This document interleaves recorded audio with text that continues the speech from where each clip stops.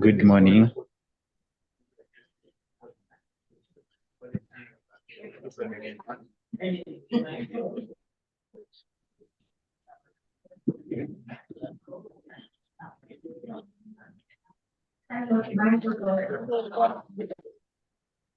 Microphone.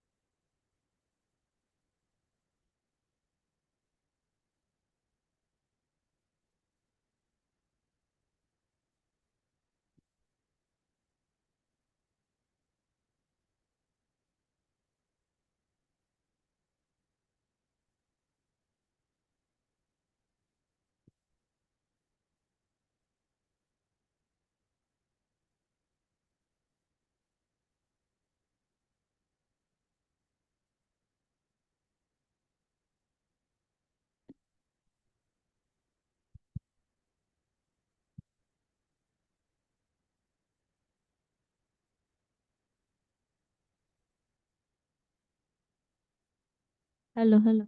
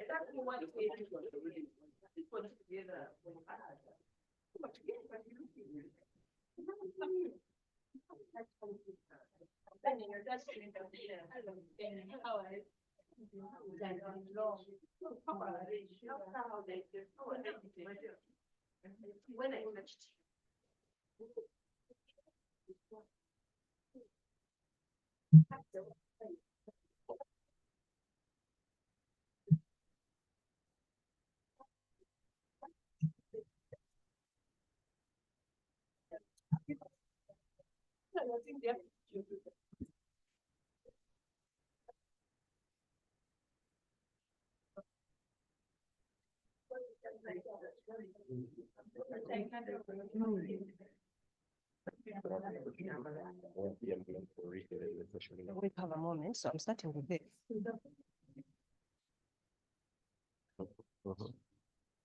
Sorry. I'm going to swallow the night rope. Ice breaking. Yes. Then we transition into point of review. I'm going to invite people up there so that we have a beautiful background. Yes. And then we'll give you a review of the course. I don't know if you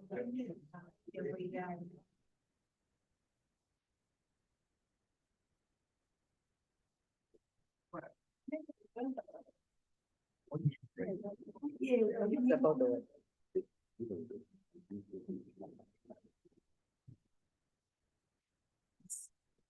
I'm ready to get the whole thing. Checking, checking, checking, checking, checking, checking, checking, checking. Now,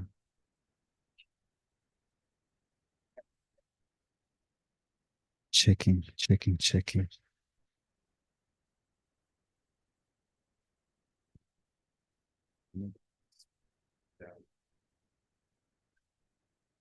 So when I speak, loom in the air, there's no sound in the loom. There's no sound in the loom, there's sound on Zoom. So we have to project the sound out. Eh? Yeah.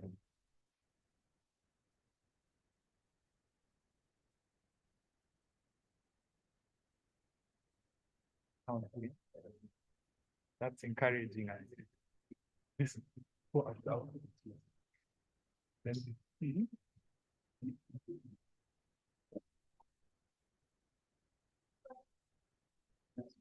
Correct? Right.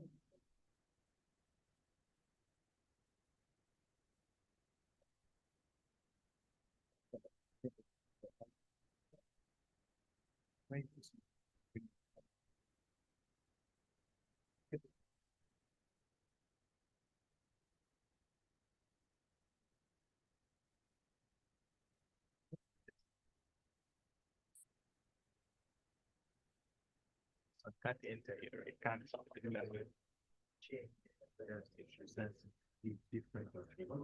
Let me try to check the app.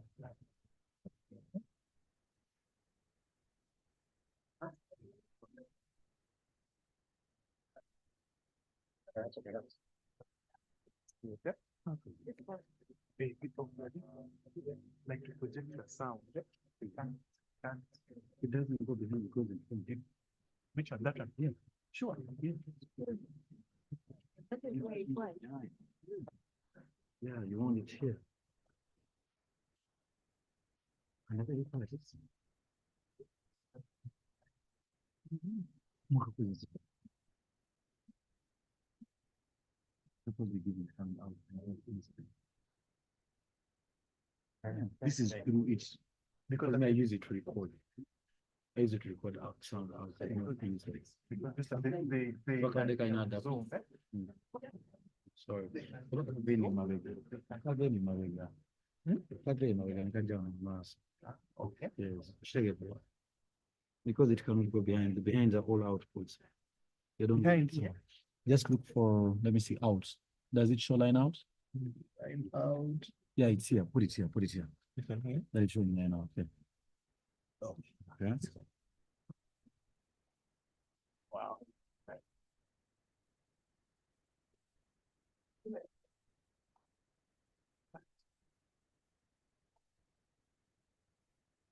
Step. Which one?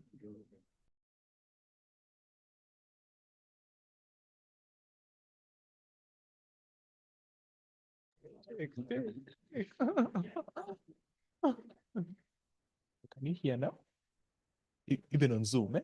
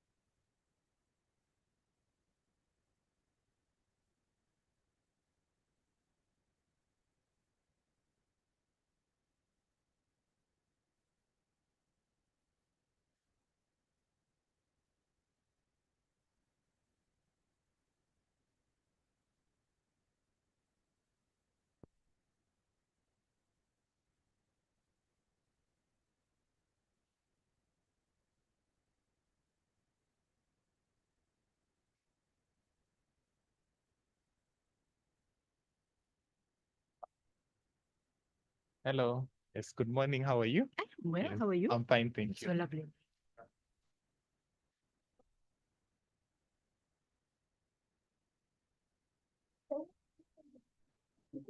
My name is Penny.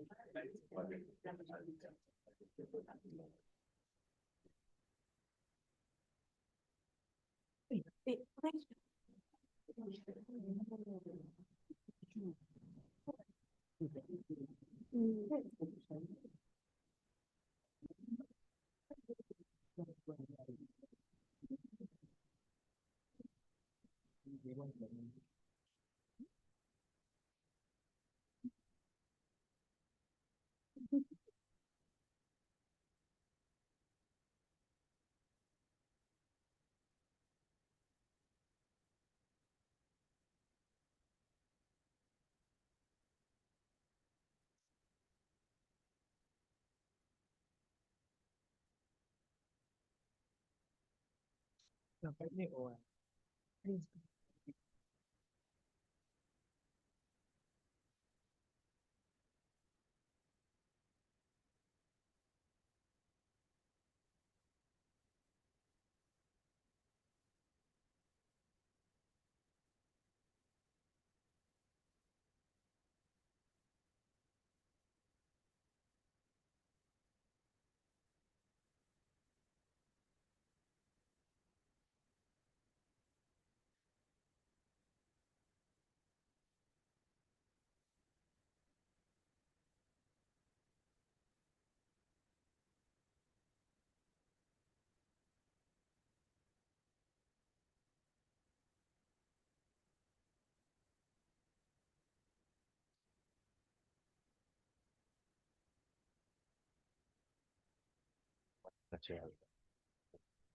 Yes, that would be.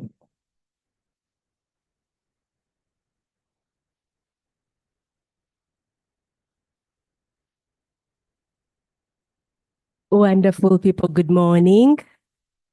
People taking selfies, good morning. How are you today? I am very well. Thank you for asking. You look wonderful in turquoise. Friends, this morning we have a small treat. To begin with, are you well? Thank you for making it. I am very well. Thank you for asking. Thank you for making the time to come. Thank you for enduring the jam in the morning.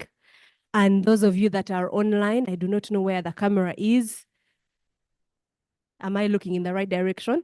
Okay, those of you that are online, we are exceptionally glad to have you today. Thank you for making the time. Friends, this is the last monthly meeting. We have done well, haven't we? Shall we appreciate ourselves one more time? Oh, thank you, thank you. Our wonderful program is coming to an end. I know it is bittersweet. We shall miss you. I know personally that I will miss you. I will miss your energy. I will miss your joy, your smiles. Oh, I will miss you. Oh, thank you. Thank you for making my feeling seem mutual. I am glad. So to begin with this morning, I have a small treat for us. I have cards here with me. How many of us love the color of the cards? The words on them are even better than the color. So I have cards here. I'm going to request each one of us to pick a card. I will come to you. You'll pick a card.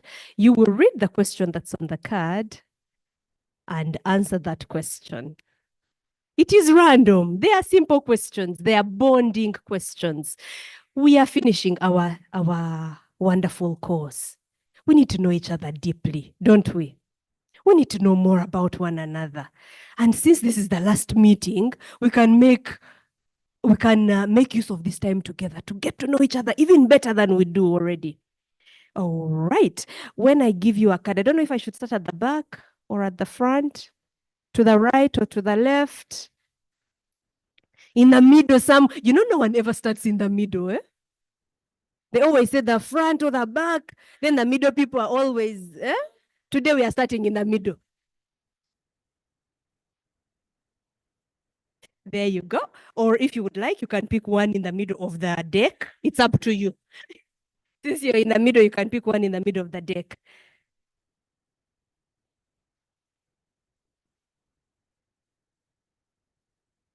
Good morning, everybody. Daniel Setema, that's my name. I work with the National Planning Authority. This is the body which plan for this country. And as per now, we are working on NDP4 so that we have everything is covered under NDP4. Thank you. The question is, if you could possess one superpower, what would it be? Yeah. Once again, if you could possess one superpower, what it could be. We are there. For me. Thank you.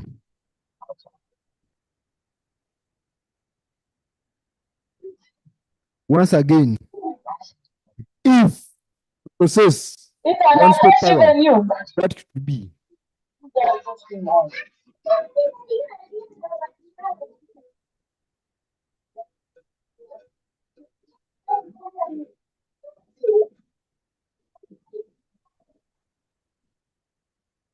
Give it what I put you on. I love you now.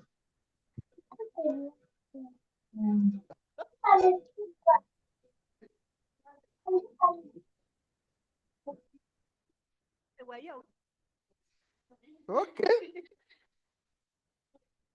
Once again, Daniel, what ordinary thing have you done that turned into something extraordinary? Once again, what ordinary thing have you done that turned into something extra? On my side, I've set up NGO. I'm caring for the needy. I'm paying fees for 10 kids who stay with their single mothers. Then too, I'm also supporting people affected with the HIV, AIDS, with Madume Uganda. 3, I'm a writer. I've documented articles which have changed the lives of people in Wachiso district. So I'm proud of that. I've done extra things. We have changed the life of people in the country. I'm still continuing to perform. Thank you. Don't we all want to know about TAP, the NGO? Thank you. Thank you. This NGO is Chengera Advocacy Team. We care for kids, people who are affected with HIV. I team up with Madume Uganda. We get drugs, counseling services, and others. I'm proud to serve the community. Thank you. Thank you very much. Could I have my card back? An ordinary thing that turns into an extraordinary something. Over to you, sir.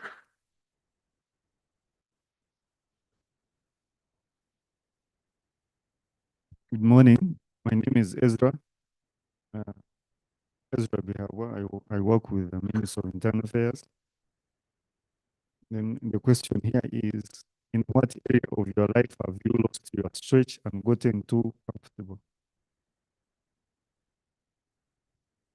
By Dawn Taylor Lee.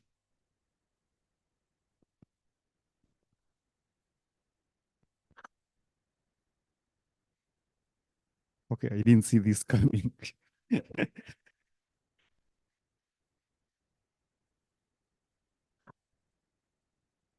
Okay, but I can try to answer it.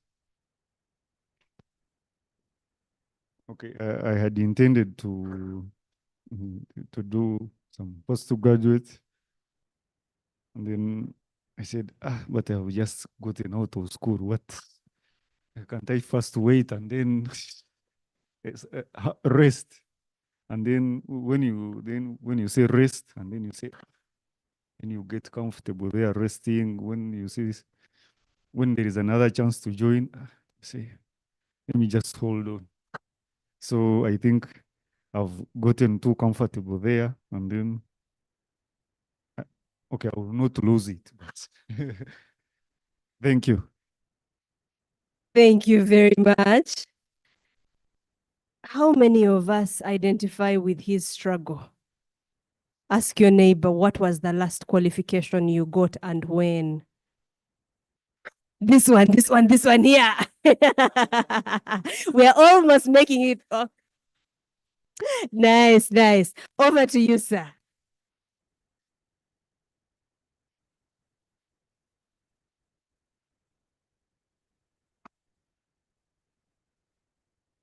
Morning, members. I'm called Abdikan Hussein, and I work for Norwegian Refugee Council as digital youth mobilizer. So, and the question is, what professional accomplishment are you proud of, but rarely to get to talk about? So, English is my second language, so if I make mistakes, so it's normal, right?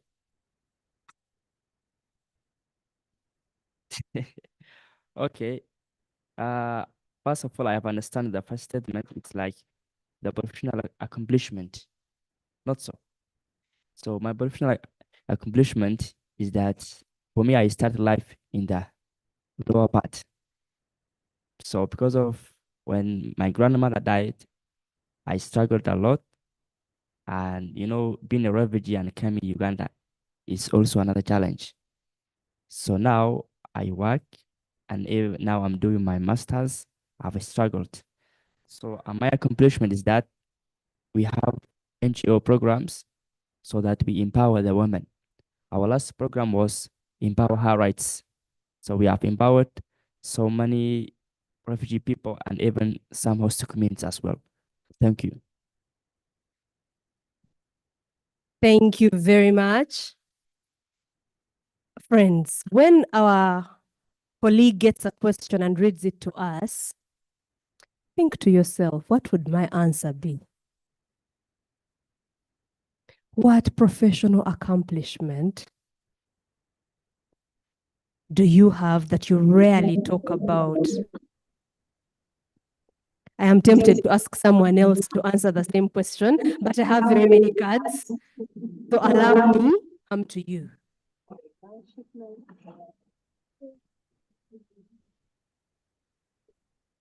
Good morning, everyone. I'm called W. Walter, and I'm Ship 2. And my question is like this. What's an unconventional skill you believe everyone should learn? Unconventional skill that everyone should learn.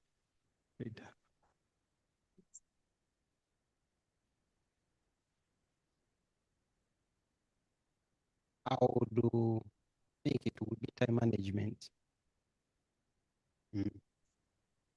Yeah, that's it. Shall we appreciate him? I think in a bid to make sure that we use our time very well, he kept it brief. Time management is the unconventional skill he believes everyone should learn. Josh, how are you doing on time management? Not bad. Okay, pick a card.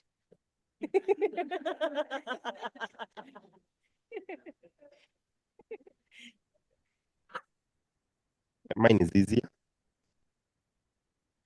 What's one thing you are looking forward to? Friends. Like November. I've already asked for leave. I'm not appearing. It's 2 p.m. I'm appearing at 8. You understand what I'm saying? So what November is it? Just people do not believe you. They think you set your own question. But Joshua is known to me. I'm not even going to look at the card. He's a man of integrity. He would not set his own question. Over to you, beautiful lady.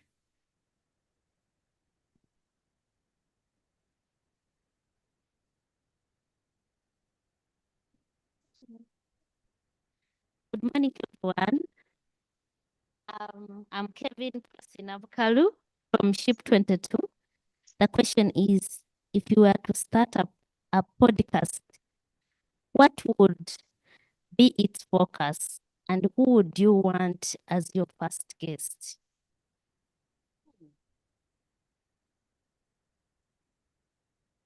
Yes, mine usually moves around children, and I would love my podcast to be around the difference between observing the children's rights, and parenting. To know the difference between the parenting roles and the children rights, because we confuse that too. That is deep. And who would be your first guest? Sharon would be a good one. You can't get it wrong with Shalon, can you? I am thinking I should go to the very back. Beatrice.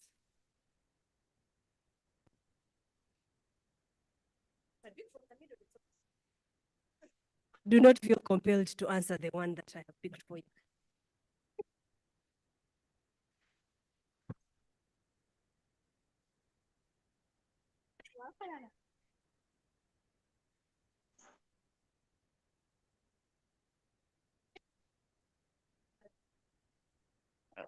Anyway, I'll take this. Good morning, everyone. I'm Beatrice, now retired from Ship 17. She's my ship leader. The question is, when are you most fully yourself? Almost every time I'm myself. When are you most fully yourself? Almost every time I'm myself, but I become myself when I'm around with children.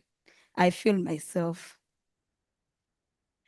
Thank you, Beatrice. I think you need to team up with Kevin. The two of you will do great things together. I should go to the middle again or the front. Middle.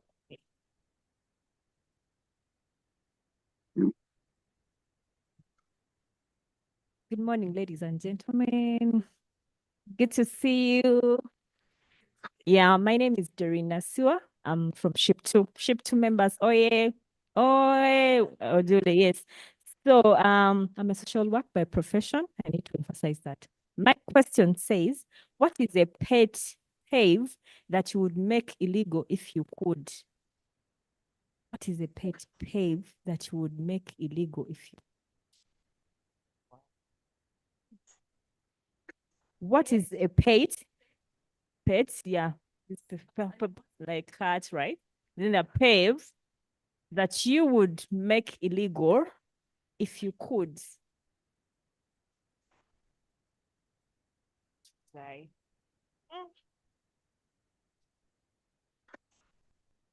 Maybe. Would you like a different? Yeah, this is a bit.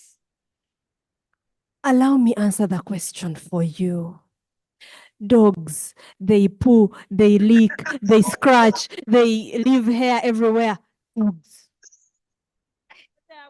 Animals. They bark at night. They protect us in the night. No, and they are for security. No. I wouldn't say dogs. No, dogs, no. No, dogs are our friends. Oscar. Oh, I know. I love dogs.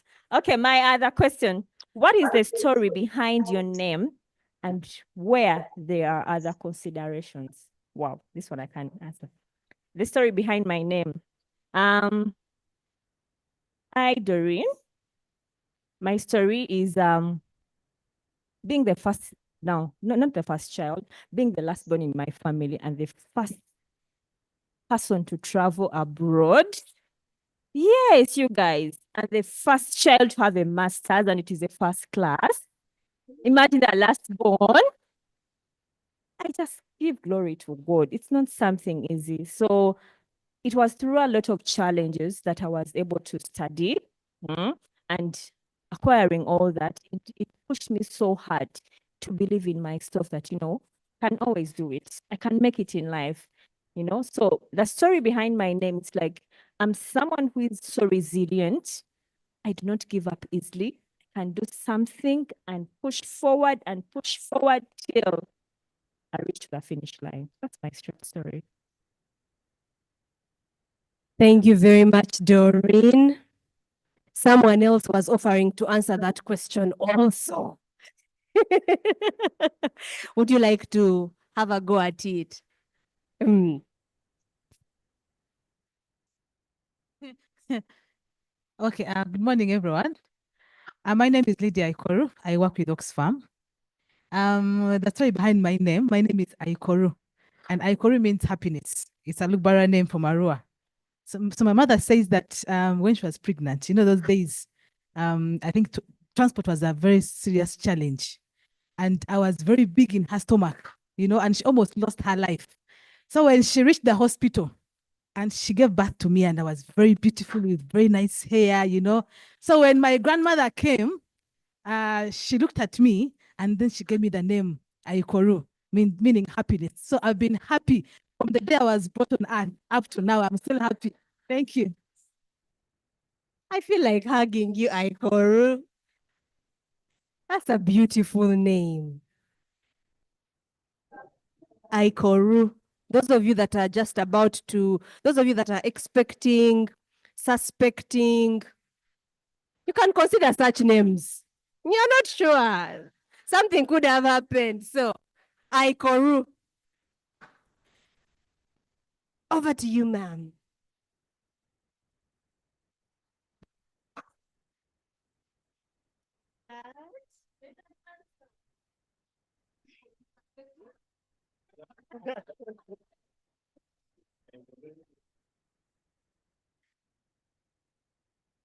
Good morning, everyone.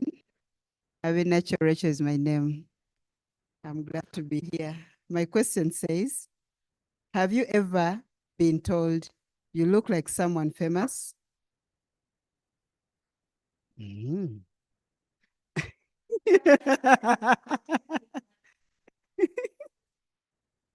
Yeah, could be not really, I don't know to what extent of famousness, but once upon a time, I've been working with adolescents because that is my passion. They're neither adults nor children. I know people are passionate about children, and for them to have very clear everything. People talk about the rights and everything. But when it comes to adolescents, when you see the body, you will stand adult. But in the mind, they are almost in the middle there. And they are struggling to define who they are, who they live with. They are trying to appreciate guidance and they feel like you are really stepping on their kind of rights and the like. So I've been working with adolescents and for so many years, I would always navigate what exactly can I do differently to ensure that these adolescents are really appreciate and live their lives to their fullness. And basically, I've been working so much with those who are living with HIV. Though, while working with those who are living with HIV, they also had a snowballing kind of modality, whereby at university, they don't disclose that I am, but somehow when their colleagues had an issue, they would always tell them, I have a friend who normally helps me. And when they come to me, they come as my friends, not as my clients. And I would always embrace that. And when we meet, wherever we meet, we chat about it. So somehow, when they started coming to the clinic in Malago, every day they would tell me, we are watching this TV because you're right there. And I would tell them, I'm always there. And they were like, there is this person that you look, actually, we always see you. Actually, for them, they were seeing me, not that they were seeing someone who looks like me. And then I would ask myself, what is that? Who is that particular person? And they kept insisting, I look like someone who was working at, which TV was that? I'll try to recall. So they kept talking about a particular TV, which I had not even explored to watch. And every time they would come, they'd be excited. We even watched when you're reading news. I would be like, reading news? I'm like, until one day, one of my workmates also told me, some people have here, Cheyo, and they never tell us. I was like, Cheyo, what do you mean? I've never done anything on TV. And until one day I was forced to search for that TV. And I looked at the person and was like, hey, okay, surely this person looks like me. Rachel, it is clear that you were meant to be famous. You do not only share a name with a beauty queen, you also look like TV presenters. You're a celebrity. I am thinking that maybe I visit the middle back again And then we can transition into the back. Okay. You're reading the question for us and giving us an answer. Good morning, everyone. I'm Akelo Cleopatra, and my question is, what's the most memorable meal you've ever had? Wow. Okay, my memorable meal, nga nyingi. So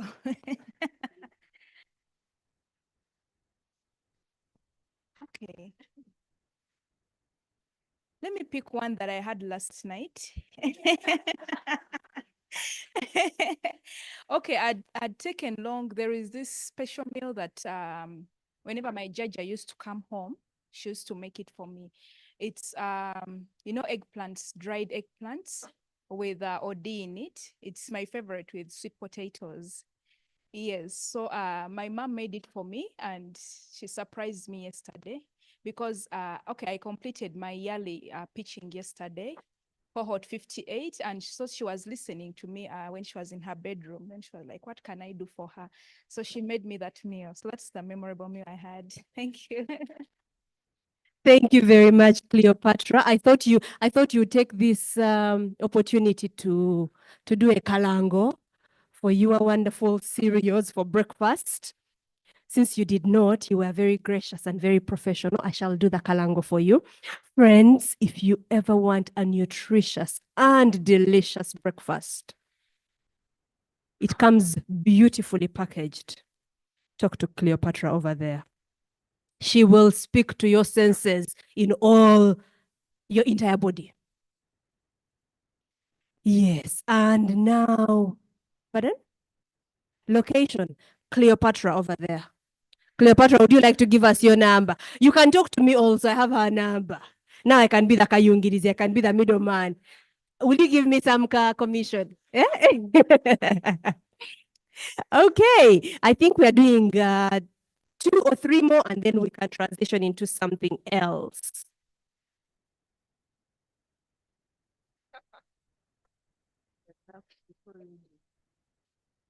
Good morning, everyone. Pauline Ishage is my name, and I'm in ship 13. My question says, what one thing helps you stay grounded during the tough times? All I can say is God.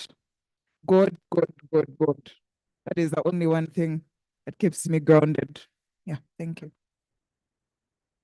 That's a nice deep answer. Thank you very much. I think I'll just transition to you neighbor at the back.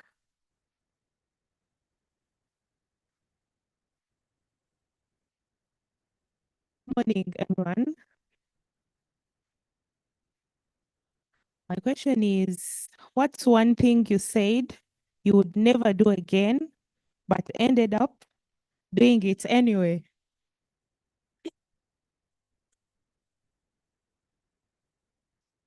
There are many things I said I would never do again, but I've done them. And one of them was going to Kisoro my first time.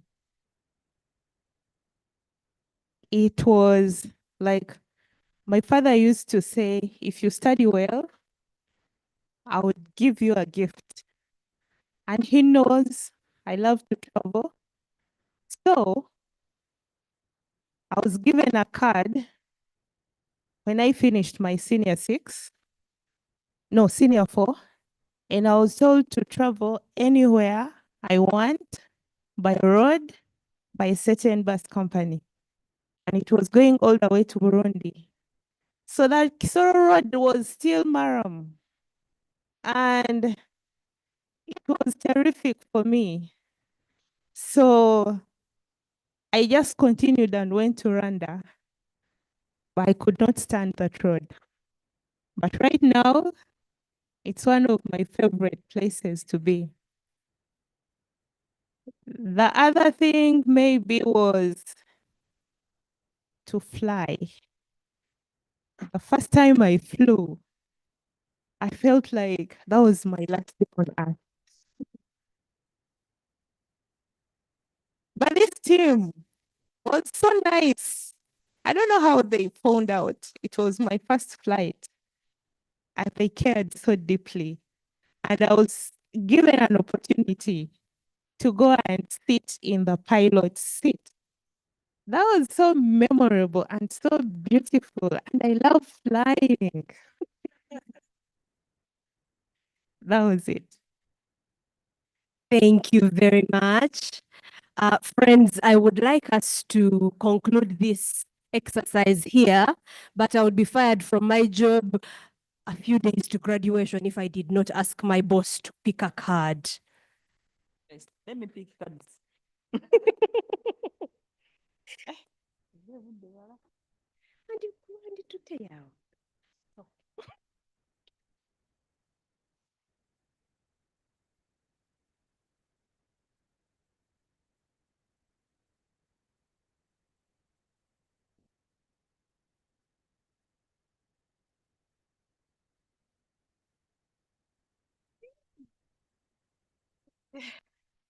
Thank you, Penny. If you could be any kitchen tool or appliance, what would you be and why? I would be a blender. Because it does many things, mostly juice. By the way, I make juice and functions. And juice makes people's lives healthy. So that's why I would take a blender. Thank you so much, Penny.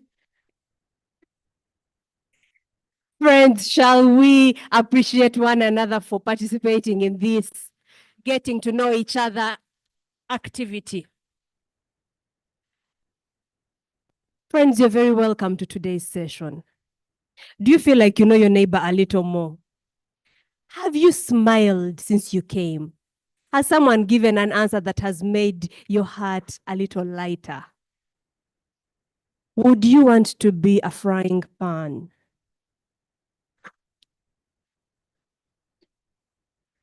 It is burnt fast, but it protects everything that it cooks, brings out the flavor. It endures the heat and brings out. Friends, let me not get into cooking and eating because I might speak too much. Allow me to invite Rachel to welcome you officially to this wonderful session. Rachel, Mrs. Emersit, ma'am, you're very welcome. Shall we make her feel welcome? And she is the lady in red, looking very beautiful. Thank you, Shalon. Sorry, Penny. Sorry, Penny, I'm very sorry. I think I was thinking about Shalon. Yes. Good morning, everyone. Good to see you as always. And after Penny's session, I hope you're as excited as I am because she brings out the best in us. I am excited about this being our last session. Everybody has been talking about it, but I'll also talk about it for various reasons. And I thank you for being resilient and keeping the interest in the program. As you all know, without you, the program wouldn't be. So I want us to congratulate one another for being a part of PML 2024.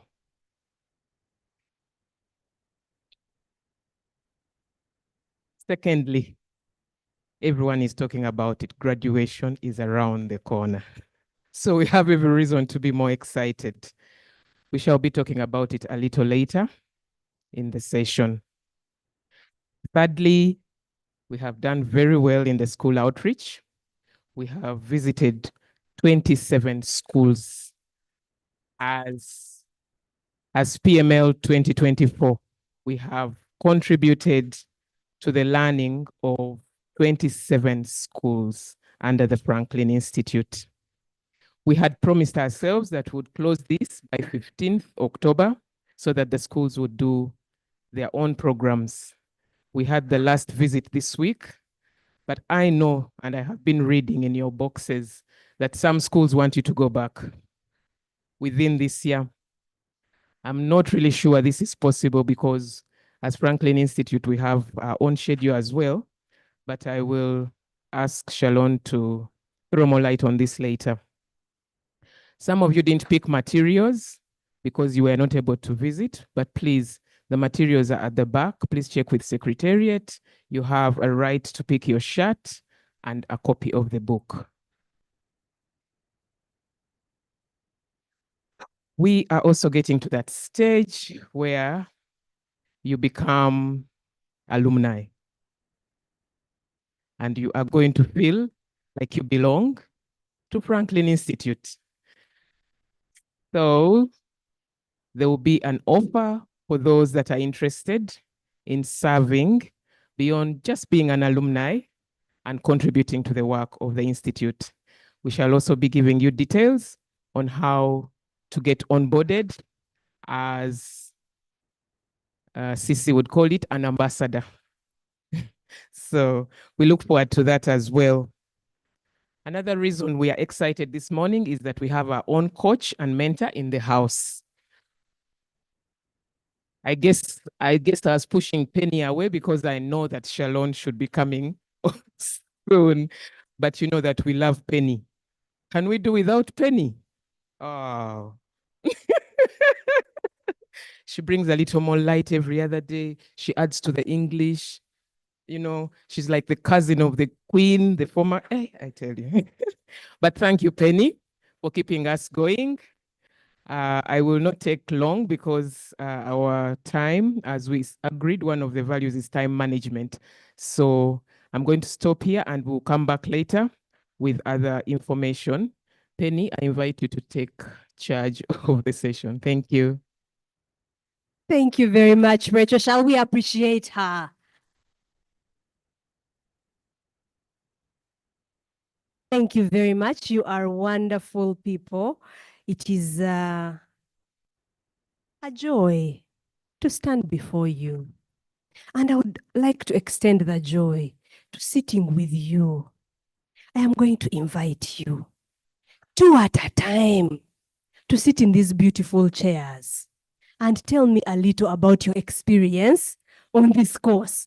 Does that sound like exciting stuff? Today we are reminiscing about the things we have learned from January to Feb, to March, to April, May, June, July, August, September, and here we are in October. We have had so many physical meetings. We have done change your world tables. We have had lots of trainings. We have been touched. We have been taught. We have grown. We have changed. We have evolved. We have done many things, haven't we? It's been an exciting year, hasn't it? Someone was telling me that it is only the British that give you the answer to the question they are asking you. They say, fine weather we are having, isn't it? So you cannot say anything other than, yes, it is fine weather. So we've had an exciting year, haven't we? Okay, so now I'm going to invite you in no particular order, but if you refuse to volunteer, I'm going to pick you anyway. So please volunteer. We're having two at a time. We're going to keep it very short, very snappy. We have our wonderful Joshua here with us. He is going to record what you say to us for posterity. It's been an impactful year. We shouldn't let it pass without any record. Someone said that one of the greatest weaknesses we have as Africans is not keeping record. We have a whole long, rich history, but who knows? Where did we record it? So let's have a small recording of the things that have happened. I'm going to ask you very, very simple questions. If you would be so kind as to come over here, 2 people at a time, please. Thank you. Allow me to have the 2 gentlemen. Going forward, we shall have the gender balance, but they are the first people to volunteer. And there's beauty in volunteering. Gentlemen, thank you very much. I am Okay, Joshua. Thank you very much for being with us. Thank you for volunteering to speak to me and to us about this course. Unfortunately, our microphones are not working at the same time. So I'm going to ask questions and then pass over the microphone to you. I would appreciate it very much if you told me what your name is, where you work, or if you are in school. Tell me a little about the course. What did you enjoy the most? And how has it impacted you? After that, you can maybe give me one pointer on how we can make it a better experience for the next cohort. Thank you. Over to you. Thank you, Penny. And good morning, everyone. My name is Bihawa Ezra. I work with the Directorate of Citizenship and Immigration Control under the Ministry of Internal Affairs. And I'm in Ship 8. And this course has been not only impactful, but it has been enriching. We have shared experiences from different people of different backgrounds. And most importantly, we have learned the value tables. And I think those are my best. And also, there is a time we had from our facilitators, Madam Sharon and Professor Steve Kielax. I think he was my favorite. He facilitated very well. He even recommended for us a book to read. And I think it's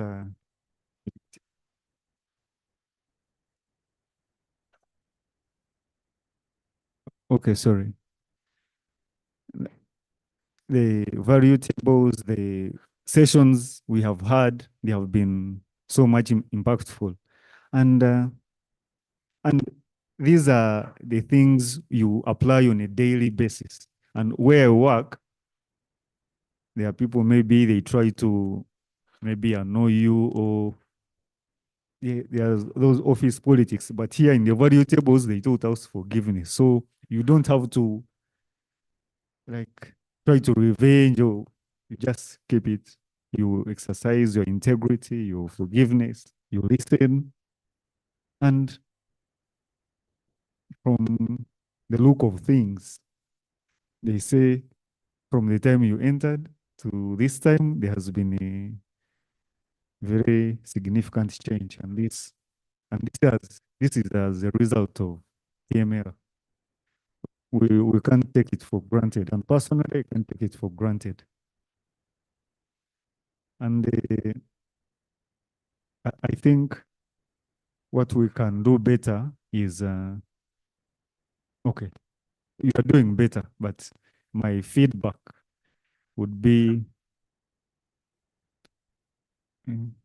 maybe if you could balance the facilitators and the, like, you see, we have this like once a month, maybe make it twice a month, so that maybe other people there are other things.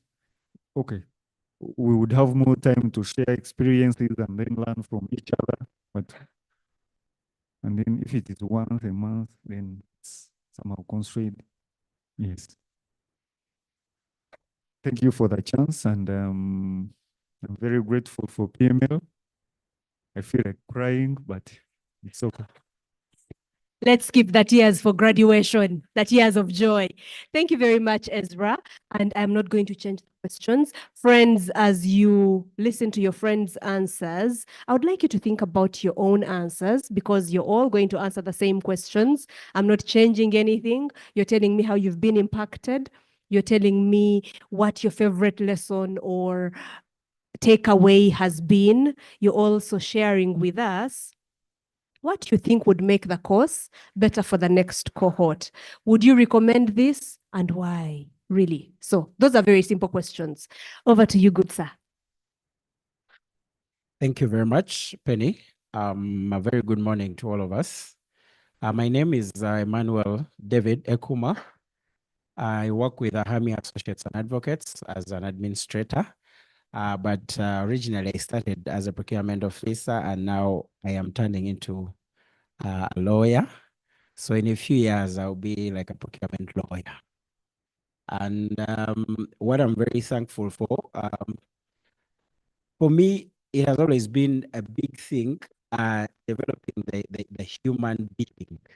Because I think when you have a very good person from the inside, the rest of the business becomes easy. So all through school, it is something I have been pursuing on the side. Whatever I gain, I would love to teach the others, but very big on human values. So what I have loved about PML is that it has taken us back to the core for every human being, teaching us the very values that can cut across for everyone. So besides your profession and that professional stuff that we study in school, this gives meaning to life because these values help us relate one another across the entire globe. So for me, that has been my biggest thing. It has helped me, rekindle my interest in empowering others. And also the second thing is that the leadership aspect, we go through school and then somehow within our families, there are expectations they have of us. There are other things, but it's important also to know that leadership is an important aspect because even as yourself, you need to lead yourself. We will have families. So definitely everyone has a leadership opportunity in their lives, and has been a great opportunity to have these reminders about the values and the competences any good leader should have. What I think we can improve is giving us the opportunity in the class to do more interaction, or come and learn something, and then more involvement from the people. I think that would do a great deal because once people are involved, then they can really grasp these concepts better. That's it from me. Thank you. Friends, shall we appreciate these two gentlemen? You have to acknowledge the fact that it's not easy to come first. Thank you very much. We are taking note of your suggestions, and we will definitely implement.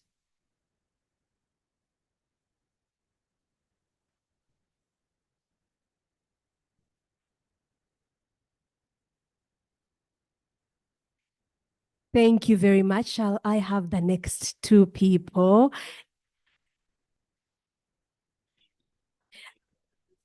It would be wonderful if you could keep your responses in 1 minute because we are going to compile everything into one big file. So it would be nice to keep it snappy, keep it on point. Oh, I mean, the presence of greatness, great beauty, great brains. I am glad to have you ladies. Thank you. I am wondering if I should repeat the questions for you. You tell us what your name is, where you do work, how the PML course has impacted you. You can go into what has been your favorite part, or you can leave it out. You just tell us how it has impacted you. And if you have any recommendation on how we can improve it for the next cohort, we welcome it.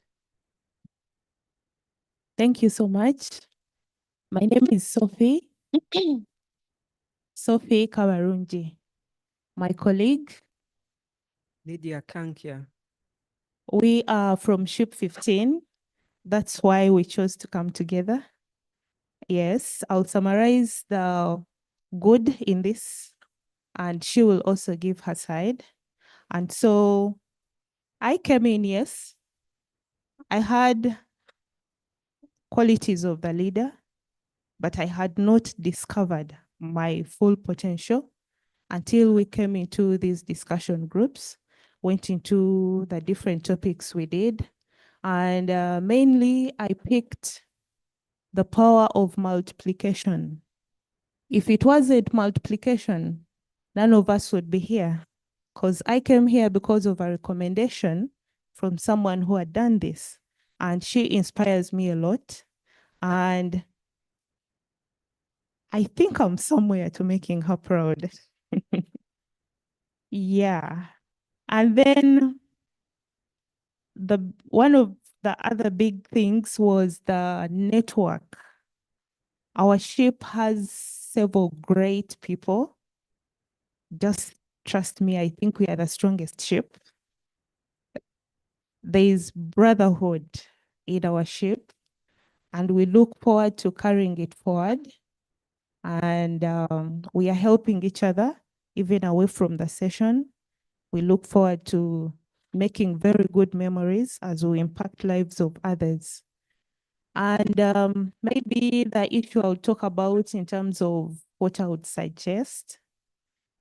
You know, we tabled these ideas for the schools, and several schools are like, we need more. So I think there should be a plan for people who still want to pursue what the Franklin Institute is able to give them.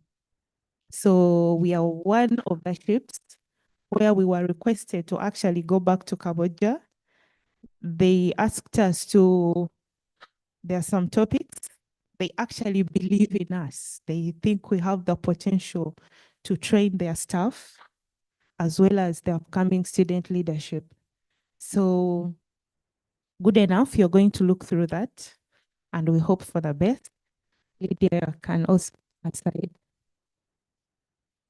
So it has been an amazing experience, and also the networking has been great to meet people from different spheres, all in different sectors. I think I can really say, I would like to personally say a big thank you, Madam Shalan, Madam Rachel, Penny.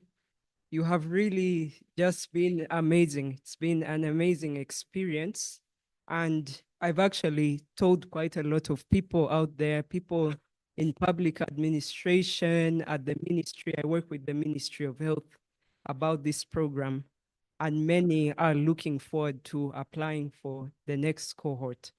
So regarding the overall experience, it has been authentic. And what I've really liked about it is the aspect of the school outreach. We are really responsible to make sure our young people are the right leaders of tomorrow. And the book of Shalom and even all the lessons of John Maxwell really teaching young people what's the right thing to do when you are faced with different challenges, but it also reminds them in their different ecological settings, be it family, be it at just the different spaces they interact with. How do they conduct themselves? But also they have responsibilities.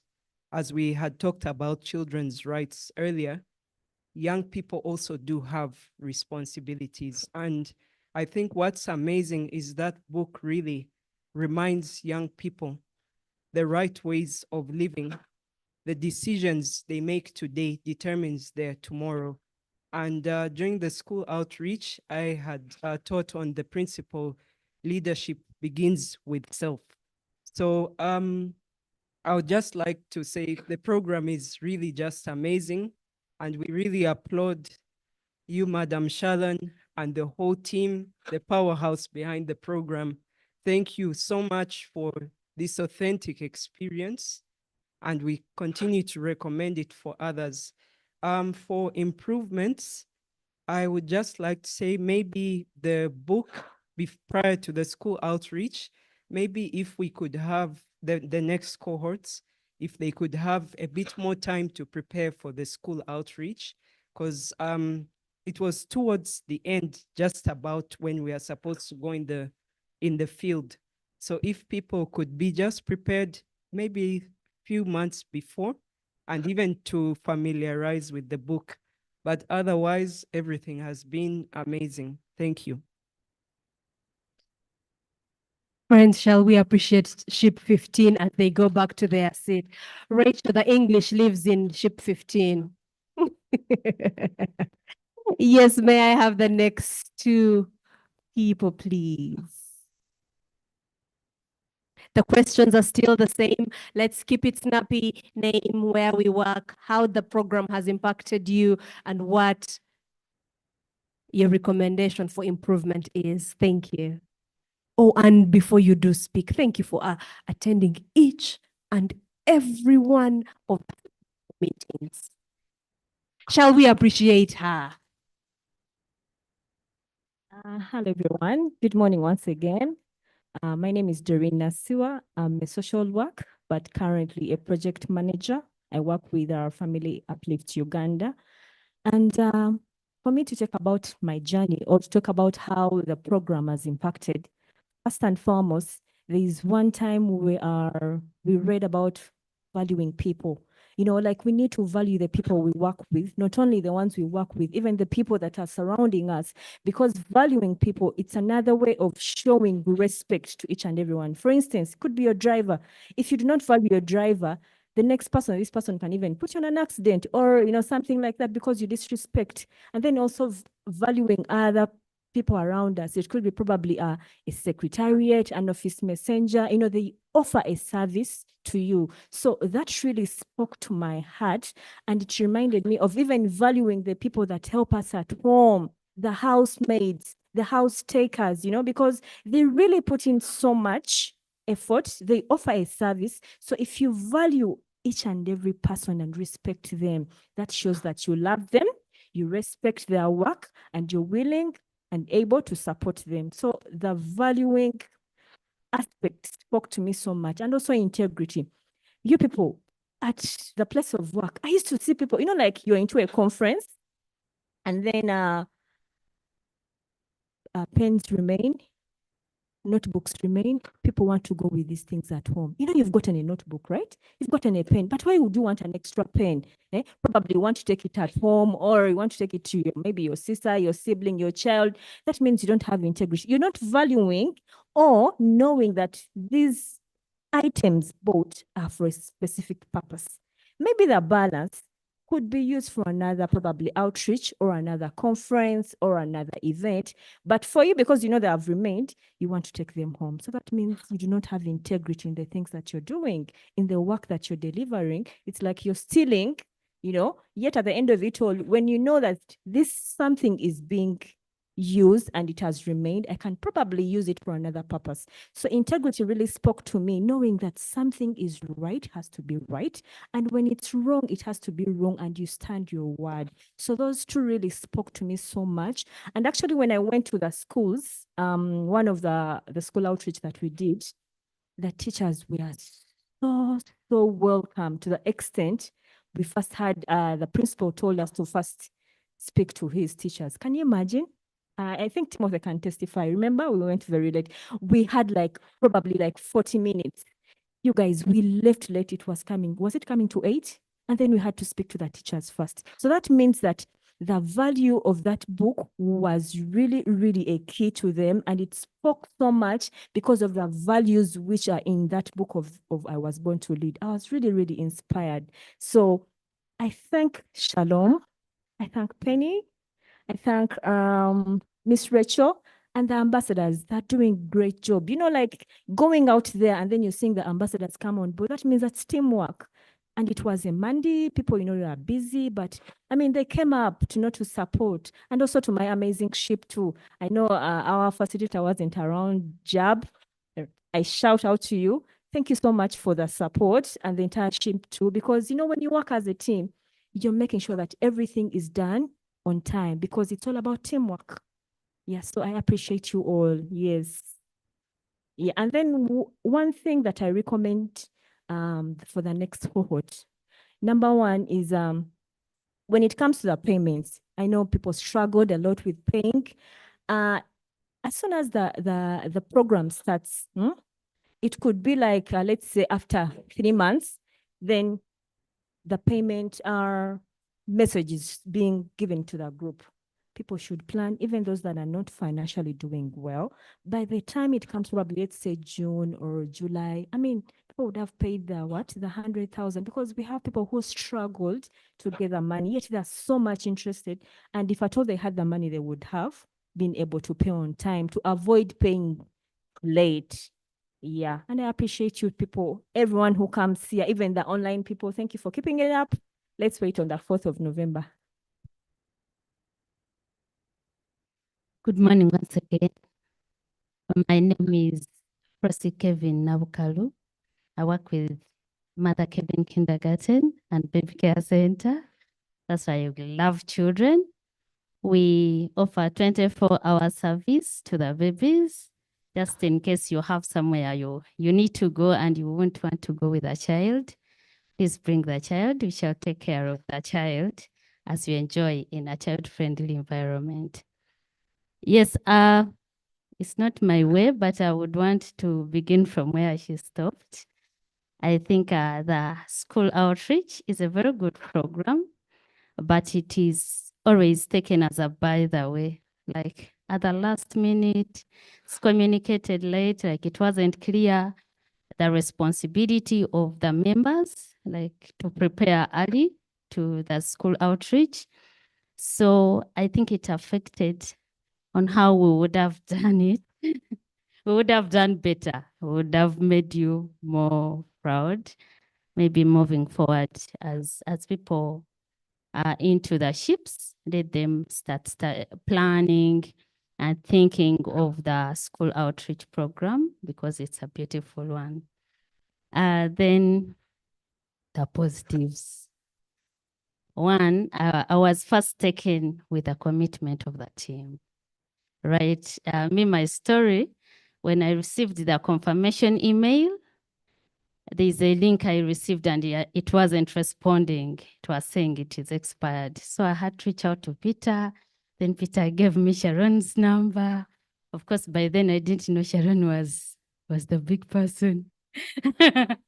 So I had to reach out to Sharon, but when I got to know who Sharon was, when we started coming here, I was surprised how helpful she was. She was so helpful. And then when I looked at all our mentors, I can't, like what I learned from them was commitment.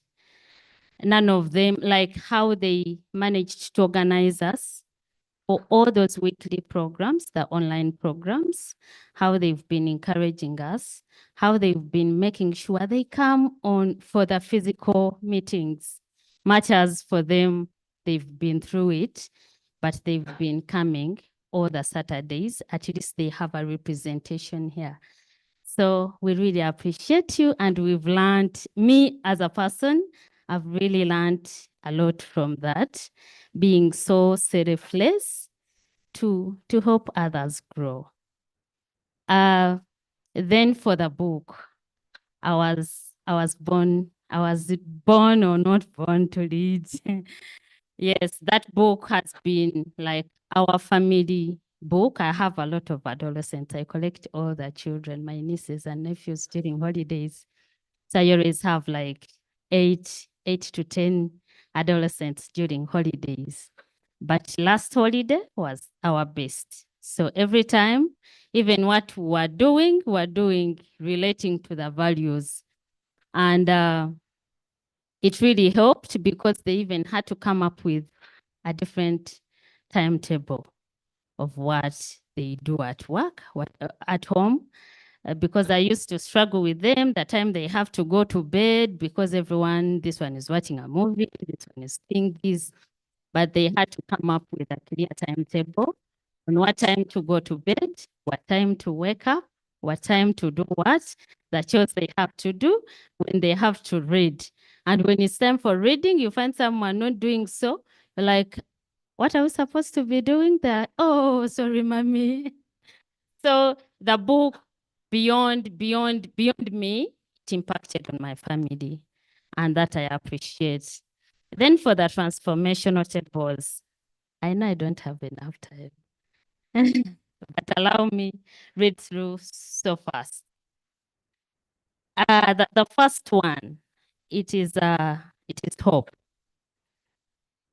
Hope reminded me the time when we were starting up Mother Kevin Kindergarten and Baby Care Center. And me, by then I was thinking about mothers because we were young mothers at my workplace and we were struggling with maids. I was saying, like, you have a meeting and now the maid has left. So to me, I was thinking of a baby care center, pure baby care center. Then as I was sharing with my friends, that's when we started discussing, and then they were like, no, it's so easy for a parent to bring a child where the bigger sibling goes. So maybe you need to think of a kindergarten as well so that they can bring both of them there.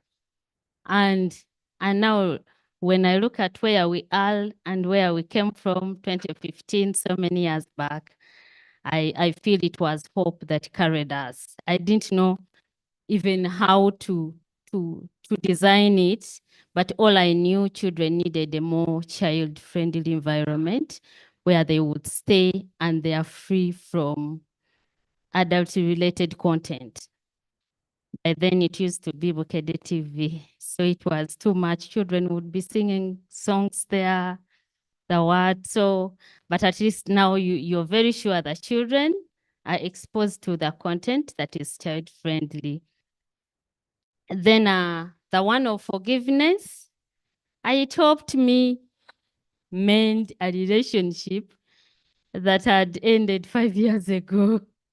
And I thought I didn't need it. But then I realized I could compromise and then join the team again. Yes, so so many of them. Integrity helped me to and then valuing each other. That one is taking us, I keep on mentoring the team I work with. So many times when someone throws a comment about the other, you try to show them the other picture. When someone is trying to comment on someone not doing something, then you try to show them maybe the other way. What if you told them this way? What if you did this the other way? So that it goes beyond the blame game and it goes into a more directive and supportive role for each other. So for me, the program has been amazing, and I've been sharing. So many times I've been attending those lessons with my colleagues, and they've been asking me to share notes. I'm like, oh, wow, that's a very interesting program. Would you be having some materials to share? So I've shared like with 3, and I feel so proud that it has impacted more than me, but even other people that are around me. Thank you so much. Thank you very much, Doreen and Kevin. You have done beautifully. Friends, shall we appreciate them as we receive the next group? Oh, the gender balance is now at play.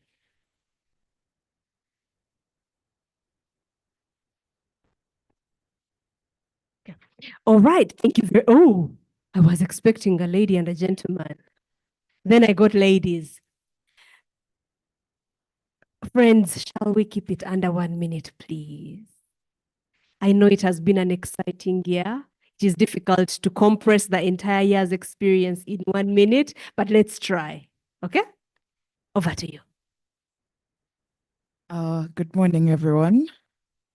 Pauline Ishage Pilo is my name. Ship 13, and I work with the Ministry of Internal Affairs as well. And for me, at the very beginning, I got to know PML through one of my mentors. And I think she has enrolled in this program, and she was telling me about it and the impacts and everything. So to keep it short, one of the impacts I can say PML has had on my life is I've managed to grow as a leader. Before I knew I was a leader, but I have learned what it means to invest in myself to become a better version of myself. Because very many times we often want to lead, but we do not invest in the time for us to grow as leaders. So PML has helped me realize that. And in very many aspects, like the outreach, yeah, there was so much that happened, and I learned, and I was able to appreciate and give back to the school we went to, and even the students there learned, and they were actually asking us as well. They wanted to give us the whole day, but we only took about 2 or 3 hours of their time. And they were asking us, can't you also have an afternoon session? Can you come back at the very end of the term, probably in the lousing week, to talk to the students? And yeah, so there's been a lot of growth personally in my professional space, and also in my family aspects. So I've grown as a person, I've grown as a leader, and I look forward to multiplying and giving out what I've learned as a person. Then the favorite lessons, because I work at public service, there is a lot that goes on in public service. There is a lot of bureaucracy. There is so much that goes on. So one of the values that spoke to me was integrity, because in every day that goes by in the workspace especially, you get to see a lot that goes on wrong with people's integrity. And you get to see there is so much that goes on. But integrity has helped me shape myself, that aspect. And I've been able to realize and draw boundaries and lines on what I should do and what I shouldn't do to maintain myself, to become a better professional in terms of integrity, and to pass by all those bureaucracies. So that has helped me grow a lot. And there are so many other values. There is godliness, there is so much hope, forgiveness. I can't mention all of them, but I have personally grown. That is all I can say. Then what would I change? I learned a lot during the school outreach. And I think I will concur with there's someone earlier who said more time. I know that probably very few have had time to go through the book, probably because of the time we had to read through them, but that book is amazing. It has given me an opportunity to reflect as me, because you read an aspect and then you relate with your life and be like, okay, what am I doing here? Am I doing this well? What can I improve? So it has given me an opportunity to reflect as me and improve on the aspects that I can improve on. So I can recommend that probably the books are given to us earlier so that we have an opportunity to appreciate them more and get to realize the book's real impact on our lives. And would I recommend this program for anyone? Yes, because growth is very important. It's an investment we can all put into ourselves as leaders in each and every space. So that is all I have to say. Thank you so much, Shalon. Thank you, the whole team, for this opportunity to be here and to learn from you. And to all the ambassadors, you are doing a great job. Thank you. Thank you so much. My name is Lydia Aikoro from Ship 10. I see Catherine here from Ship 10 as well. Yeah, I work with Oxfam. And first and foremost, I would like to appreciate God. That, you know, when we came in, they said the first day we came, the first physical session, the launch, that over 500 people applied. And who am I that, you know, I was among the chosen to be here. So I cannot take that for granted. So first of all, I'd like to appreciate God for that. Then I also like to appreciate Shalon, you know, for this beautiful initiative, you know, Peggy, Rachel, and the rest of the ambassadors, you know, for the support. I think for me, when my friend sent me the link to apply on WhatsApp, this is someone I'd worked with over 5 years ago. So he thought about me, and then I asked him, why did you send me this? He said, yes, you can do it. I believe you can be a great leader. So please give it a try.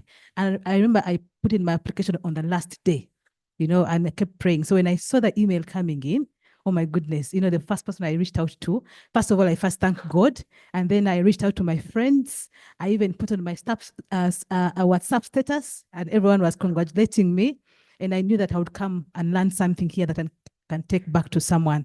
And so for me, the transformational tables, they shaped me a lot because they have made me who I am. They made me to rediscover the person that I am and the person that I want to be. And most of all, the book, I was born to lead. You know, most times people think that leadership is all about position, is all about financial status, you know, but that is not it all, you know. So I believe that I was born a leader, and I'm going to create a very positive impact to the people that I work with and I work for. And I believe that in time to come, you know, we shall have a number of great and wonderful and influencing leaders just like Shalom, you know. And also my family, I learned one thing is that family is very important. And each time Shalom talks about her family, you know, I would feel so proud, you know. I'm like, I would like to be like that, someone who speaks about the husband, the children, you know. And then the mentors who came here, this was like a safe space, you know, someone sharing their personal experiences, you know. For me, it is unique, you know. It is rare for people to come and share about their personal experiences, but all these mentors who came in, somehow they touched their personal experience, that at least I was able to learn something from each person that came and sat here. You know, I went back home with something and I was able to share it with my colleagues at work. So thank you so much. And one thing for us to, I would recommend is that we give more time for the school outreach, more preparation. Yes, thank you so much. Friends, shall we appreciate these two ladies? Pauline is among the very few people that have attended all the physical meetings. So shall we appreciate them some more as we have two more people coming up?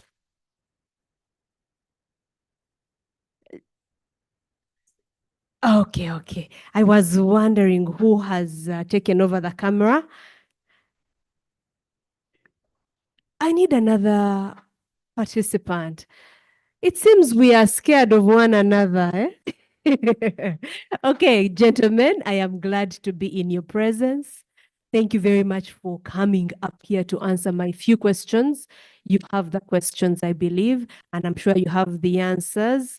I am also told that apparently women speak twice as many words in a day as men do. So I'm expecting that we shall keep it within a minute. Over to you. Thank you so much. Good morning, colleagues. My name is Francis Okiria. I work with Latex Airlines Uganda as a programs manager. To cut the story short, I read the book. I was born to be a leader. And one thing I want to testify for those who are in academia, I'm doing my PhD right now. And there is what we call plagiarism. It's a very touchy thing, like it tests your integrity. And I remember reading the book, there was that story of Shalom when she talked about pancake at Parliament. And every time my supervisor asks me to write something, you know, there is a lot in the internet. You just open and pick these. Now there is even technology. They just tell you, you ask a question, then they tell you the answer. AI. So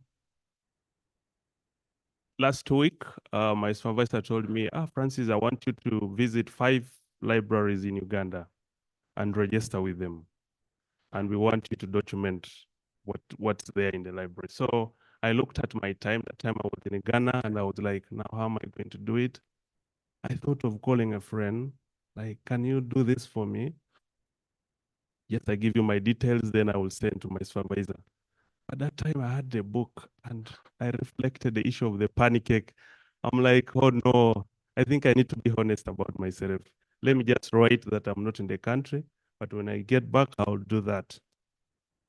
What I want the program to be like in the next phase, I think the physical interaction means a lot to me. And I would emphasize that such gathering like this shouldn't be like a one-off, at least should be a frequent one. Like we can have 2 of them. It creates environment of networking and making sure everyone knows what, like now this small family. I think I only know her, Penny, and yes. But there's a lot, there are very many brains here. I've had a writer is behind there, and you know, I love writing. Shalom herself, she's a writer. So at the end of it all, I believe if we more physical interactions would really mean a lot. Thank you. Thank you. My name is Joshua Lukenge. I'm very grateful for this program. I was invited here in, I think, the most special way. Shalon invited me herself. She called me and said, Joshua, I need you to sign up. A link is coming to your inbox. I'm thinking, okay. So I checked, I filled in, then I called. What is this about? After filling everything. And she told me, well, you will see. And she had invited me, I think, in the last cohort. I attended like 2 programs in the night. I think it was like together ships, like these Wednesday evenings. So I attended, and this was really good. So when I signed up, I said, I'm going to be here. Friends, I've only missed 1 Saturday meeting. I've tried to be here every Saturday, and that Saturday phone me in Kabong in Karamoja. What have I learned? Integrity was one of the keys. I love driving and long distances, but I hate jam. Usually when I'm having my family in a tiny car, I want to make sure I go so fast. Until we did that session about integrity. In our ship, it took long. I think that ship ended like at 10 because we discussed and discussed. But the most of it was, when you're overtaking, do you think of the others? And so I told my wife that night that today's ship was hard. She's like, what was happening? I'm like, my friend, it was about me. Like, yeah, of course, everything is. I'm like, no, this time it was about my driving. And ever since then, I am more careful on the road. I only overtake when I have the opportunity to overtake. Many times I want to hoot, but I hoot in the heart like, please move. And it's been real. You know, we do so many programs that don't actually come to your real life. It's a class. But this program has really been about us as individuals. And then the aspect of the small group, the ships. We are ship number 1, by the way. Yeah, we are the very, very, very creme de la creme. You will know on graduation. Ship 1, we really bonded. We became a family. When we had issues, we reached out to each other. We visited, one of us had his father so sick. We ran and visited. We were like so in, and the jokes, the connection. It wasn't only class, but the blend of real life.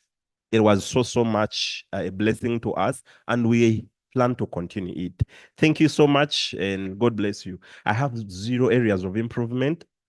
One other good thing, allow me to say this one, is that T. Those of you who come on Saturday programs, you know what the T means, you know? So let the T continue. Don't change anything. Thank you. And on that note, the tea is served. You can walk over there one at a time, serve yourself a cup and get a bite. Friends, I think the myth has been resolved. Men talk as much as women. Don't you think? I think we can agree. But friends, oh, it's lovely to see you. Are you coming or you're going? Auntie, I know your name. And you've got. Okay. She says that hers is the only name that has 2 verbs in it. It's come and go. The only name with 2 verbs. Okay. All right. I will hand this over to Kamugo, but she is come go. So over to you, ma'am. Thank you so much. So I've come after, I'll go. Yes, my name is Esther Kamugo. Others call me Kam. Go, just as simple as that. And I belong to Ship 9, the Great Might Ship. Yes, I'm so grateful for this program. First of all, I got a sister. I call her little sister, Rachel. Yeah, we met here. We didn't know each other. We met here, but learning each other, we've become sisters, friends. So anytime Rachel has my back, and it's the same thing. Anytime I have her back, she can call me at any time. I can call her at any time. She's one person who calls me, Esther, where are you? I'm not seeing you. We have to be at the center. So this is the kind of relationship I've developed or I've gotten from this place. I've learned a lot in this period, though I'm taking it to be a short period, because at least we would have continued, you know, with the program. Yes. Because now I'm seeing November, it's too close. And I feel like at least if they can extend, okay, we can graduate, but at least extend. Yes, I know it's the same feeling. I know. Yes. Anyway, one thing I've learned and I'm so grateful of is forgiveness. Initially, I used to be this kind of a person, forgive and forget. But now I forgive and I make sure we are on the same line so that I don't put you off my schedule or off my life. I would even delete my numbers. I would delete and block. But nowadays, I forgive you. I make sure we are on the same line so that we have the same, or we share the same feelings. Then something else I've also learned is multiplication. Yes, we are here. We are learning something. At least regardless of how small it is, I've always learned something to multiply. I always pass it on to someone next to me. Recently, I was talking to one of the persons I work with in office. Oh, I work with International Center for Research on Women. That's where I'm working. So one time I was talking to one of my colleagues and I was telling him, he was telling me, you know, Esther, you people who have learned, blah, blah, blah. I told him, no, it is not about, it's not about the books one has. It's about who you are and how you are ready to change the world. He looked at me because he's quite old. He was like, this kind of wisdom. I told him, actually, there is a program that is impacting in me something like this. So when the link comes, I'll share with you. I've spread this even with my bosses. I'm always telling her, I'm going to send you that link so that you can enroll. Just imagine my boss, and she's waiting for the link. Something maybe we can look at changing, and I'm ready to be part of the movement. It comes in with the school program. If there is a team that can support in identifying these schools prior, before we go into the activity of looking for the schools, it will really be very, very good. Because I was in a situation whereby we were contacting a same school, two different ships, but the same school. And not until I saw someone's status, I'm like, this is the school I was pursuing to go to, and they've already gone, like a different school, ship has gone there. But if we have a team and they organize, they're like, okay, we've visited Esther school, we visited Kaboja, we've gone to this and this school, but we have ABCD school missing out.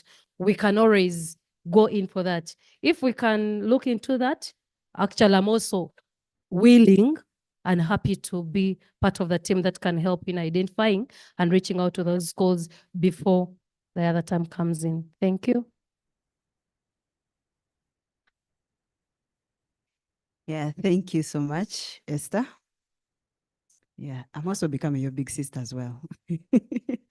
Yeah, Vena Chorocho is my name.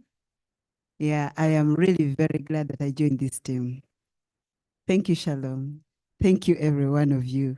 Because to me, this has been, how should I tell it? It was an opportunity that I did not ever dream about. But when, surprisingly, the person who shared with me the link, unfortunately, he missed out. But I still tell him the next round, please apply. But this is one thing I've really appreciated since we started.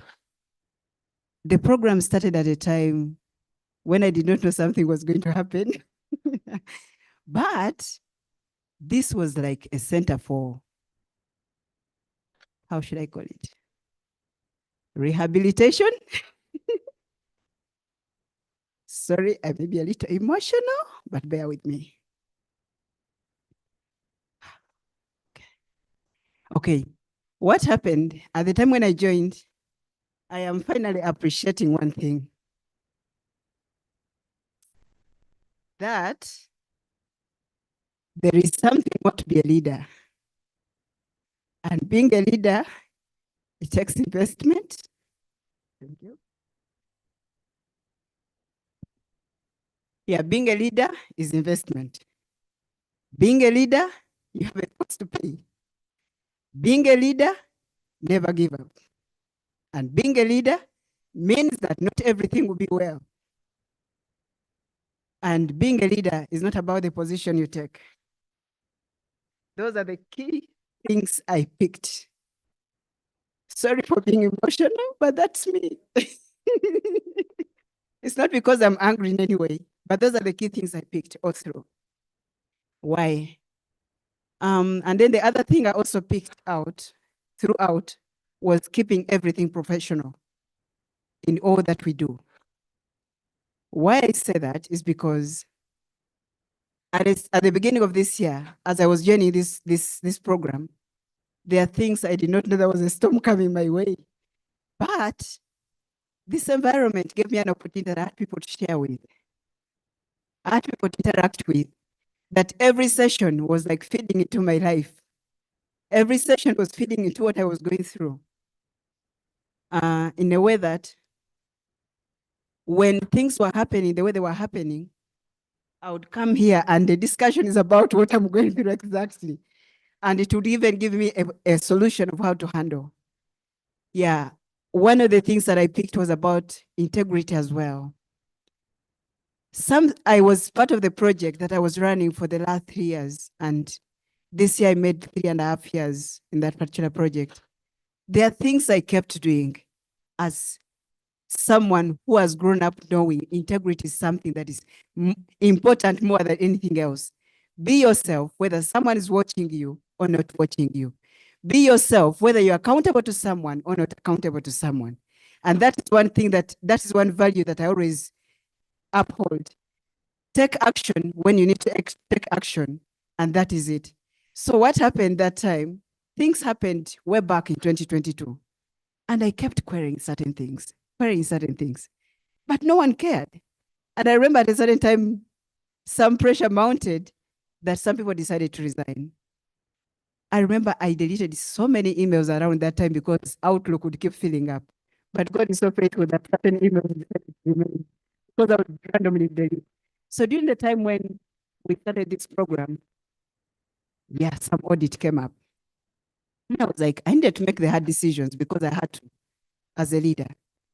And I needed to let people know my position about certain things without compromising reality and also considering the organization position to make sure that it is in safe hands. And so I had to pay the cost of being a leader because I had to tell myself I will not like yield to the pressures around me, but just to stand my ground. This is me, and I have to write what I saw, and that is the way it was. And I thank God because everything, as Shalom was sharing, as Timothy, I belong to Ship 9, as they were sharing certain things, at each moment it would be into the discussions on Wednesdays, I would share reality about certain things that I was experiencing that time. And it would be like a healing process for me. And I thank God that everything, because of how I was doing my work professionally, writing emails where I need to, communicating the way I wanted to communicating my position, it bailed me out.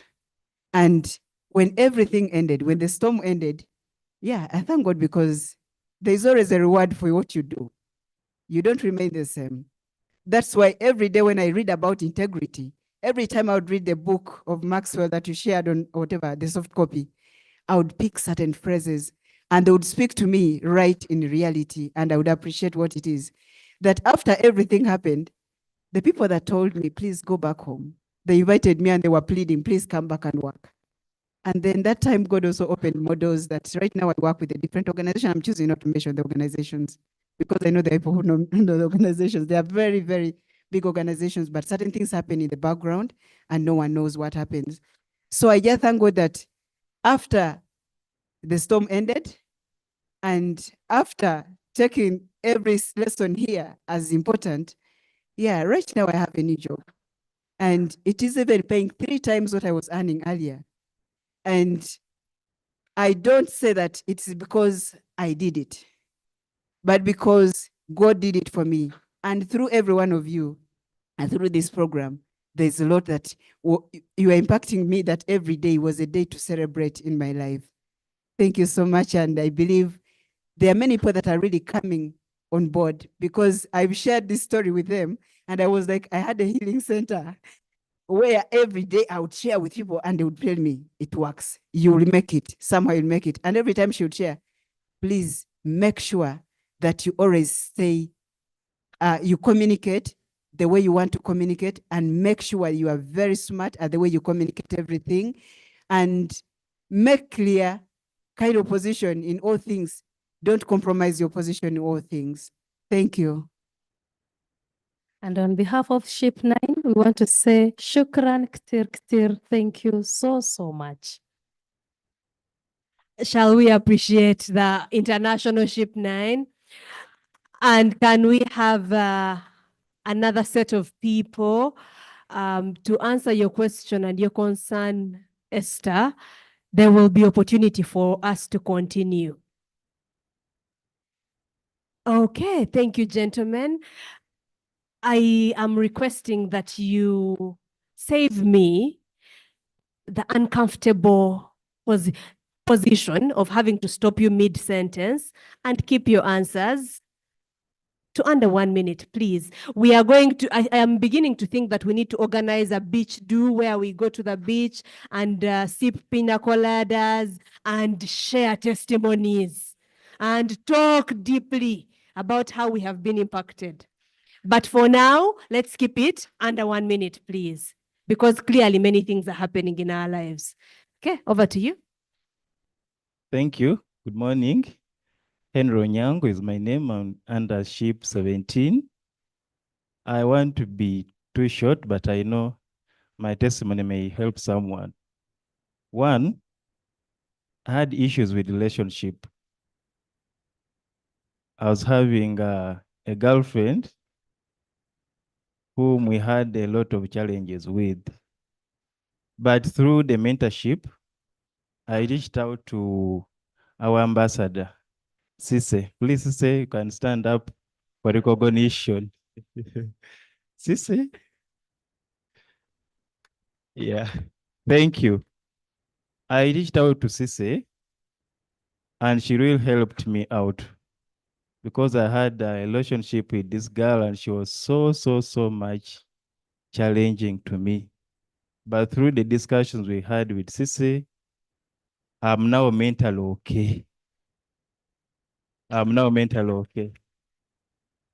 Secondly, out of the trainings I've had, where I work, they saw some capacity in me and they appointed me to be on the procurement committee of an organization, which is something very big because I work in a very big organization and we handle a lot of issues, purchases, and requests. So I really appreciate the opportunity has made me who I am right now. Thank you. Good morning, members. I'm called Abdikan Hussein. And I work for Norwegian Refugee Council, as I told you before. So what I have learned this program, or the most interesting part, was listening skill, because I realized that when you speak, you just repeat what you already know, right? But when you listen, you learn something new. So now I'm a good listener. Even if you can just speak 2 hours, I can just listen to you. Okay. And I have met different people with different backgrounds, right? So I have network right now. So we say that network is what? Net worth. Not so. And so the recommendation, in my point of view, I'm suggesting that if you can just increase the number of participants or maybe beneficiaries, it will be helpful, right? Because there are so many people out there who are interested to join this program. And the only thing that I can say that this program is beyond the normal. It's more than what we expected. So, and time management is my side. So thank you. Thank you, gentlemen. Shall we appreciate them as they go back? And now we have two wonderful ladies. Allow me to repeat the questions. You give us your name, where you work, how you have been impacted, and a recommendation, if any. Thank you. Thank you so much, Penny, and thank you so much, Shalom. I'm Akelo Cleopatra, Ship 17.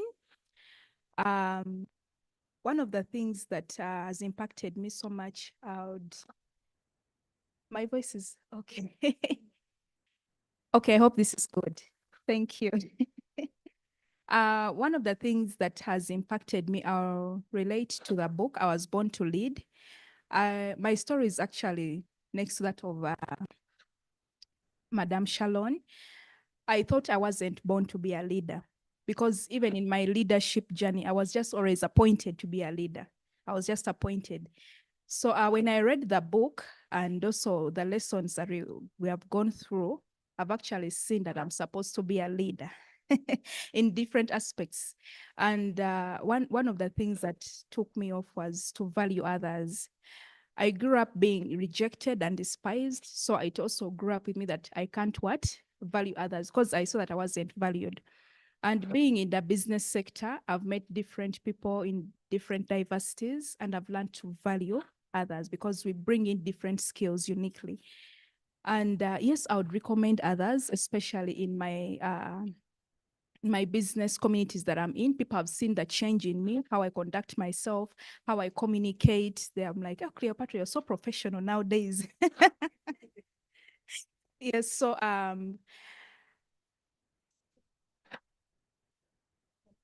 okay, let me stop here for time. Thank you.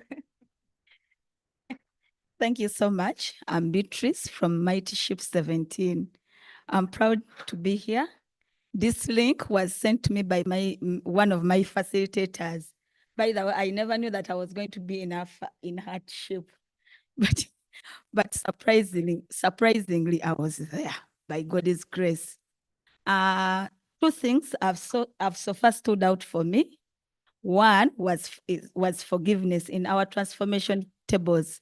I rarely get annoyed, but once you cross my lane, I block, avoid. I used to block, delete, avoid. But but in the process, as we are like learning about forgiveness, I've transformed really. At least I cannot block. You annoy me, like you cross my lane. I can at least keep a number, but before I delete, block, avoid. Then two was the listening. Much as I'm a social worker, listening is part of life, and it is part of the skills that everyone should possess. But I'm that kind of person. Maybe I could give you up to 1 hour. So like after 1 hour, I could get bored along the way. I lose interest. So, but in the process, really, ever since we started sharing in our transformation tables, now I can, there is someone I talked to for over like 3 hours, and I was still more interested, even probing, asking. So he was like, but you are not that person before. So I was like, I'm going to recommend you in case if they enroll, I'll do what? I would like to recommend you to attend some class, and it would benefit you. The recommendations other people have talked about, the school outreach, and I would not like to add more. I forgot to mention one thing. Penny mentioned something about what I do. I'm into the foods and nutrition space. So ladies and gentlemen, we make the best breakfast products. So if you're looking for the best cereals, the best peanut butter that is not common in the market, I'm the plug. Thank you. Thank you very much, ladies. Shall we appreciate them as they go? And could I have the second last team?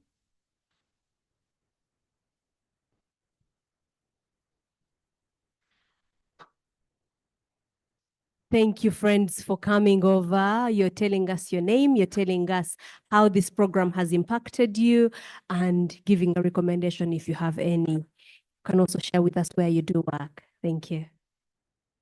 Hi, everyone. My name's Barbara Mbakire. I am from SHIP 18. My facilitator is Jimmy. And I am a co-founder of Simplicity Home Decor. It's an interior company. Basically, I'm an interior designer. First off, I really didn't, because when you're in a business world, you really think, you become comfortable and you're like, these things are for the other people from office. And it was such an amazing thing that I was among the selected people from the business area. And Shalom, I'm representing you very well in the business sector. Yes. And for me, I'll talk about communication. They were all impactful, but one thing is for sure, my communication was so poor. I was a bad listener. I was everything about communication. I didn't know even how to apologize. I would always like, yeah, you know, I'm like, I would always make sure I stand. But after that communication session where we had in our value tables, I had to go and really like, you know, meditate upon my communication. And it has really helped me in the different, like with different clients that I work with. There is really a huge difference, even at my home, like with my home manager, like how we operate. It is not like I am the boss and she's there. Even at work, the people that I work with, like it's not that I am a boss there. We communicate about everything when she's sick. Like I really, and actually the other thing is also intentional. Like I became so intentional. I want to know, how are you? Like if you have babies, I'm going to ask, how are your babies? Like it is not about you coming to work for me and you go, but I really realized that we have to live an intentional life. Be intentional in everything that we do. The people that we work with, are you intentional? Like if you're really saying that you're loving this person, are you intentional? So for me, it was really something that has really helped me to grow in my business area and also with the people I live, because I'm a sales host. So even myself, I want to at the end of the day, it makes me, I'm like, I have to be intentional about this. So no matter my be intentional, because these people are not going to chase them away. And I tell them I'm no longer hosting, like, because it's not easy, if you know, but I'm always there. When things are really, especially when we used to have values, you have to prepare yourself, but also you have to attend classes. But the most amazing thing is I used to do both. And recently, when Sharon was talking about in the other last session, but when she was sharing about prioritize things, give priorities to those things that matters. I'm like, okay, this is another thing that I've not been doing. When I've not been prioritizing my things, I've not been doing timetables. And actually, I remember recently I started putting my things in calendar. When am I going to do this? For who? And when? So for me, it has really impacted me in the business sector. And I thank you all. Thank you. Daniel Setema, that's my name. I work with the National Planning Authority. One, on my side is time management. Formerly, I was that kind of RC. But today, I have my timetable. From 8 this time, all this for timetable. I have a time to manage. Don't say, let us go this side, you follow. All this come because of this.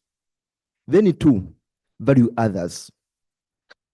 Team members, I had a challenge of saying, I know more. Because I have a first class degree.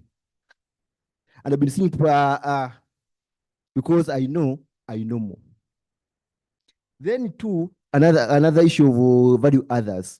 Even I've been seeing people like basically, I'm more informed, I'm knowledgeable, so I've been trying to undermine. But today, I value everybody. A secretary, a scarred, so I give respect. 3, family values. I admire Madam Sharon. Even me now, I try to embrace thing of family. Every time, my wife, my children, my girls, my boy, So all these we have to embrace because of this. So I'm happy to be here with the team. I'm still recommending others to join this. Thank you. Thank you very much. Shall we appreciate them and receive the very last team? We started with two gentlemen, and I guess it is only fair that we end with two gentlemen. A good beginning makes a good ending. But before I hand over to these two good gentlemen,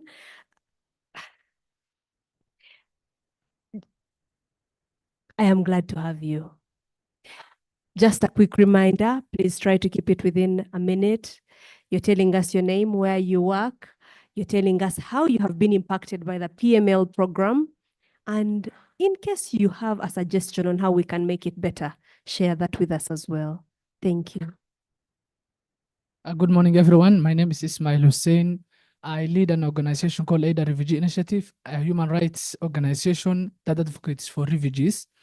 I also work with the IRC, International Rescue Committee, as a project moderator. Thank you so much. According to me, this program, I've learned so many things, but in terms of teamwork, you guys, you cannot develop in working in isolation room. You need to face and actually work with others. That's one of the reasons that most of you developed, most of you got jobs, most of you may be, because you work with teams, don't take yourself seriously, work with others, respect others. My recommendation is we have been having this center for the activity, maybe to engage and make it more interactive. You can take it maybe to universities and to other places. Thank you so much. Good morning, everyone. My name is Mwonge Kosiboni, and I work with KCCA, but I also have my organization called Career Motivation Club. I'm so happy that I was part of this. I always wanted to see people who are better in doing things, so I always check out for good things. So in COVID, I had something within me, like what impact would I make into other students? So when I saw this opportunity and going along, I was seeing dreams coming true, because I would get people who are well established and I talk to them. Can we go to schools and talk to students? They've been in COVID, their minds are now washed. But when this program came, and I've seen so much of teamwork, you know, us who work in some organizations, there's a saying that do your job, go home. There are no relationships built because people are always saying how I can go into that place. But when this program started, deep inside me, I was like, this is the thing whereby everyone needs to know that it's not about coming to your desk, doing your work and going home, but relationships being built.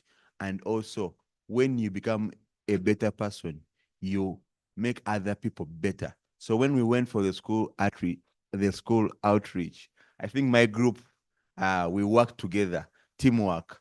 Who is getting the school? Who is doing this? The gifts, the breakfast. I enjoyed that experience, and I don't think that it would be good for the institute to get schools for the people. There's work that has to be done always. In doing that, you get experience. So the school outreach, oh my God, I just thank the institute. God bless you all, and happy to be here. Gentlemen, thank you for such a beautiful ending. Shall we appreciate them? Thank you. I know we are all having our cups of tea and it's difficult to clap and sip at the same time. So I forgive you for not appreciating your friends, but they have done a beautiful job. Friends, thank you for participating. Thank you for the wonderful ideas you have shared. Thank you for appreciating. I am sure that everyone that is involved in the organization of this program is feeling very proud right now. And truly feeling fulfilled. Because when you cook a good meal and someone enjoys it, it makes the experience complete, as opposed to having a beautiful meal, beautifully presented, and no eaters. So thank you for eating and enjoying the meal. Now, friends, allow me welcome Shalon to give us the dessert to the meal. Shalon, please do join me.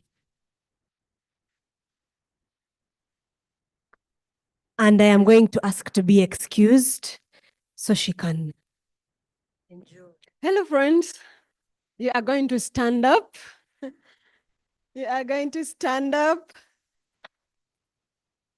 We are going to move on this side a bit, get out of the chairs, then we move on that side. We are going to mingle. We are going to mingle. I want Penny to give me those cards. Penny, will I have those cards, please? Are we ready?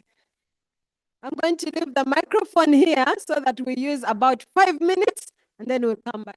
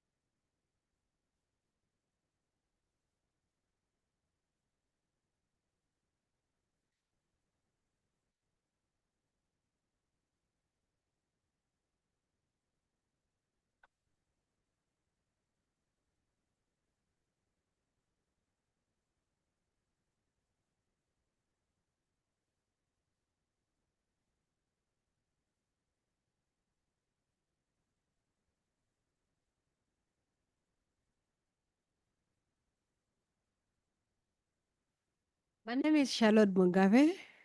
Who has not seen me before? You all have seen me. I'm a mother, I'm a wife. I serve the public with the East African community in Arusha. I also serve the public with the Franklin Institute as a blessed founding partner of the Franklin Institute of Leadership and Public Management. Together, the Institute in partnership with the US Embassy, we bring you the PML program. It has been a total pleasure to know you. I would like you to know my dream that everyone who is giving a service to the public will have a place that is safe for them to grow and to grow others. That everyone who is giving a service to the public will have an opportunity to hold someone else's hand and help them to get better. And whether I will have one person or 100, this program will go on. That is our dream. But I do not expect that I'll have one person, because this is what I believe, that after this program, you are going to multiply the impact. You are not just going to walk out, just like I did my master's those years, and then I did another master's and walked out quietly and left. The difference between this and the other academic programs is that you cannot afford to keep it in unless you are simply selfish. You cannot keep it in. You must pass it on to someone else. You must multiply it. That is what the ambassadors do. And now, we are going to clap thunderously as the ambassadors stand up. Go ahead without stopping, thunderously, until they are all up. You can get louder and louder and louder.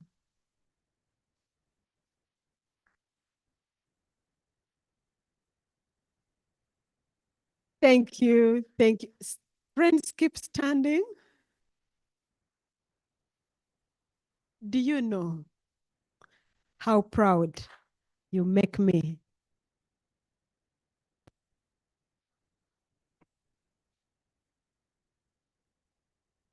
Good. Excellent. Thank you, Isaac. You have always been kind to me, and I appreciate you. So, friends, do you know how proud I am of you? Do you know how glad I am that I have you?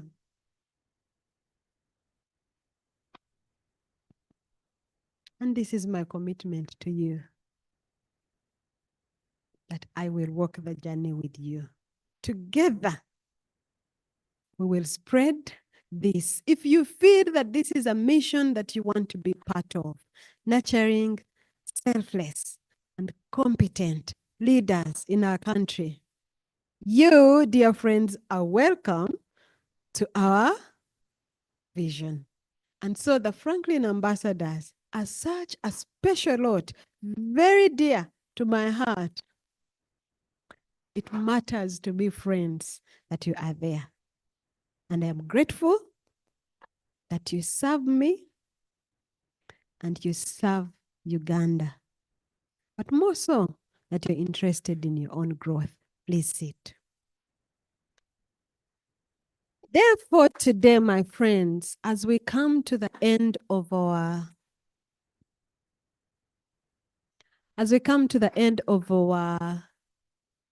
program, I know Rachel will give us the highlights of where we are going. I want to give you this word that I came with from Orlando in August. This is John Maxwell's latest book, High Road leadership. There's a whole teaching about it, just like developing the leader within you. While today is the last session physically, you know that we are going to continue meeting on Wednesdays, and then on 4th November, we will graduate. But I thought that you would be the first cohort that hears about John Maxwell's latest book, which is High Road Leadership. Why do I talk about John Maxwell? Because I'm certified to deliver Maxwell's content. Not only that, I am privileged to learn from him as his mentee, as his friend, and as my coach. And so I proudly bring to you the content that has made me what you see. Many people have contributed to this, including the Mandela Washington Fellowship, including the many places that I have been to. But today, I would like you to learn from my coach, to learn from my mentor and my friend. And everything that I have heard that is in my means to give you, I have given you. And it is not even 1 out of 100. So it is not even 100th of what there is. I'd like you to call upon you as you go, as my parting shot, to embrace High Road Leadership. And what is High Road? Go home knowing that leadership, together, let's read this.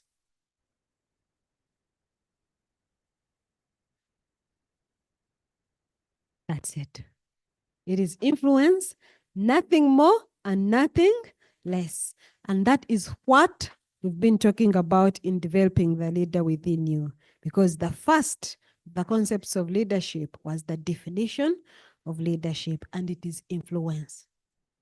It's not your title. It's not your position. Even when you have just entered that organization, leadership is possible.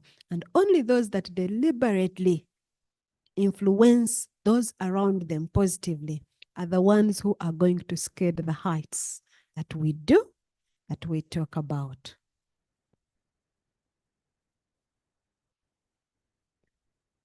Having gone through this, what kind of leader do you want to be? I am giving you 1 minute to write it. What kind of leader do you want to be going forward? My expectation is that right now, you're going to be writing. You're going to be noting down. You're going to be making a commitment to yourself of what kind of leader you desire, you commit to becoming.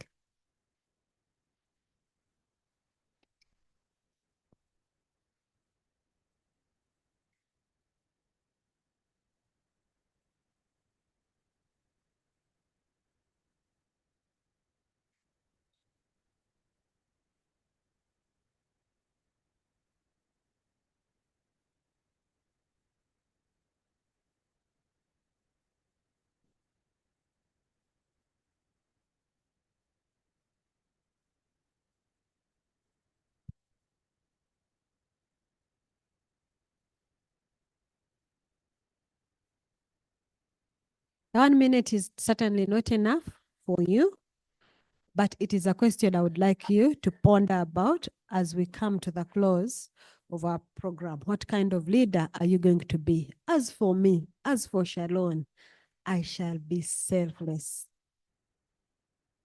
I shall still move on no matter what. I shall move with 1, I shall move with 1,000.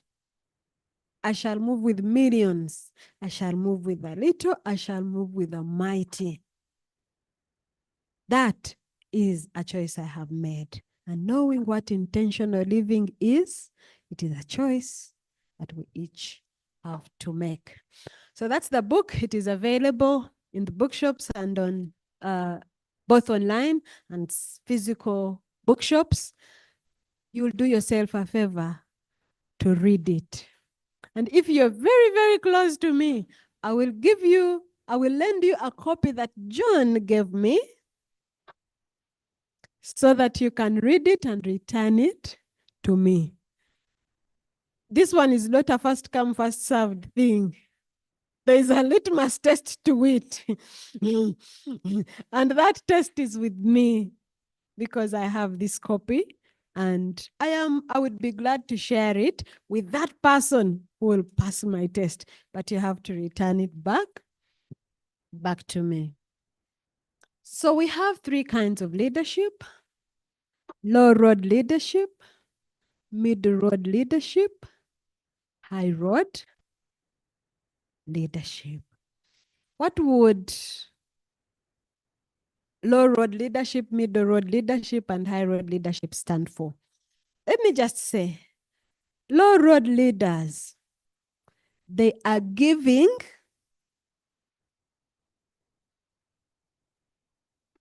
they don't care. They are paying no attention to anything. You take it or you leave it. They are not growing. They are not growing anyone else. They are not changing. They are not being corrected. They are not learning. They know it all. And when they are responding to other people, they give you will give them a handshake. They will give you a kick in the butt. Because for them, they don't care. They don't give a damn. You've heard that language. I don't care. I didn't come with you. I am not your mother. That's your business. Those are some of the characteristics of low road leaders. In fact, they should not even be called leaders. They're just people. Then the middle road leaders, these are the ones who espouse the golden rule. They do to you what you do to them. If you're good to them, they are going to be good. If you're rude to them, you will get it. If you are kind, they are going to be. But if you want a fight, they are going to show you the true colors. So for them, they are not giving you what, so they wait for you. They will return the favor in the same measure or even higher. Those are the middle road. So you can easily mistake them for being high road leaders, because when they are responding to a good stimulus, they would be that. Then you will say, hey, but never cross her. Never cross her. Do you understand? Those are middle road. They can easily be confused to be high road. Let's go to the high road leaders. The high road leaders give you much more than you expect and better. When you slap them on one cheek, they will give you the other. You won't greet them, they will still greet you. They will not keep scores. They have no record of, I will wait for them. Their turn will come. In fact, they will wait for you, that when your turn comes, they will outshine you. High road leaders do not wait to be told what to do. Now, it is a whole book, friends. It is a whole teaching that takes very many lessons, but I'm simply giving you the highlights. And there are 12 traits that John gives of high road leaders. But today, I want to pick on only 2. 1, valuing all people. 2, developing emotional capacity. I do not have much to say about valuing all people because that has been our song, our anthem. All influence begins with valuing the person. giving them a 10. Thinking about what they could do rather than what they should do. When you look at people from the point of, they should do this, they should do this, you are likely to be the middle road leader. But a high road leader looks at people from, they could do this, they could do, giving people opportunity as well as enabling them to do that you believe they could do. So I'm not going to delve a lot on valuing all people. I'm just going to talk about developing emotional capacity.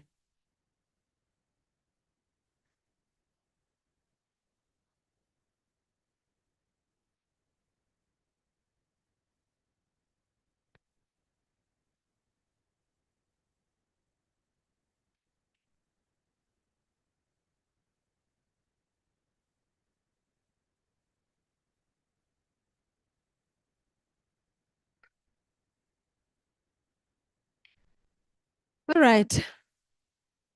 This is the statement that I would like someone to read for me. Doreen, you will. Yeah, it says, in life, you do not rise to what you believe is possible. You rise to what you believe you are worthy of. That's right. What is your belief of yourself? Many things will look impossible, but for you, of all those things that are out there, what do you believe? You are worthy of. Whatever you think you're worthy of, that's what you're going to work towards. Unfortunately, a number of us have never defined that.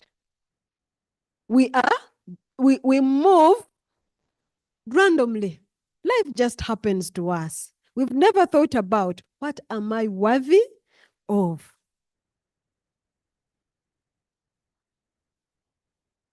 What am I worthy of? Rather than, what do I believe is possible or what do I believe is impossible?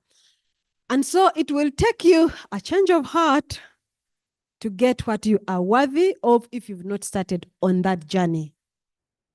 For you to become the high road leader that I want you to remember as we end our sessions is that it will take you at any one point a change of heart.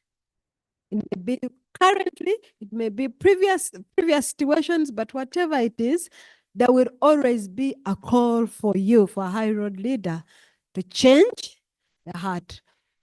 Do you have an appreciation of yourself? Do you like yourself? Do you value yourself? Do you believe in yourself? And do you accept yourself for who you are? It is a humble appreciation of yourself. Underline the word humble.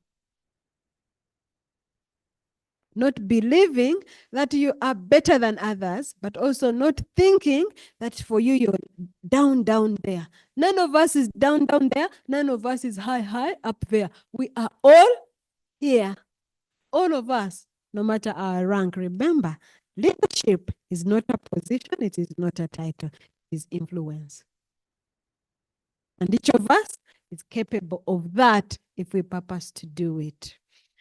So you choose to start putting your focus on others. Now that you appreciate, you have a humble view of yourself. You believe in yourself. You like yourself. You accept yourself. Accepting yourself is not accepting your circumstances. Accepting yourself is believing that I am enough. Do you understand? I don't need to put in some genetic modification to be taller, have longer hair, or look darker, whatever. No, it is that I am enough and I'm taking good care of myself, and that is well. So then, as soon as that is done, the focus moves away from you to other people. You create change. You improve yourself. Go and improve yourself continuously. Do not stop, friends. And the Franklin Institute provides that opportunity. But cultivate relationships and improve them. Make it your agenda. that your relationships are going to improve day by day rather than deteriorate.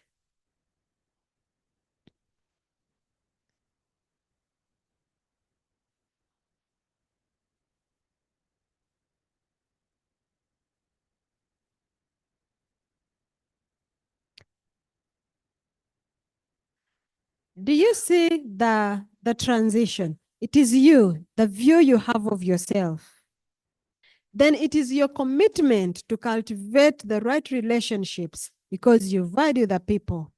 And then, now that you are working with other people, there's a place that we must develop emotional capacity.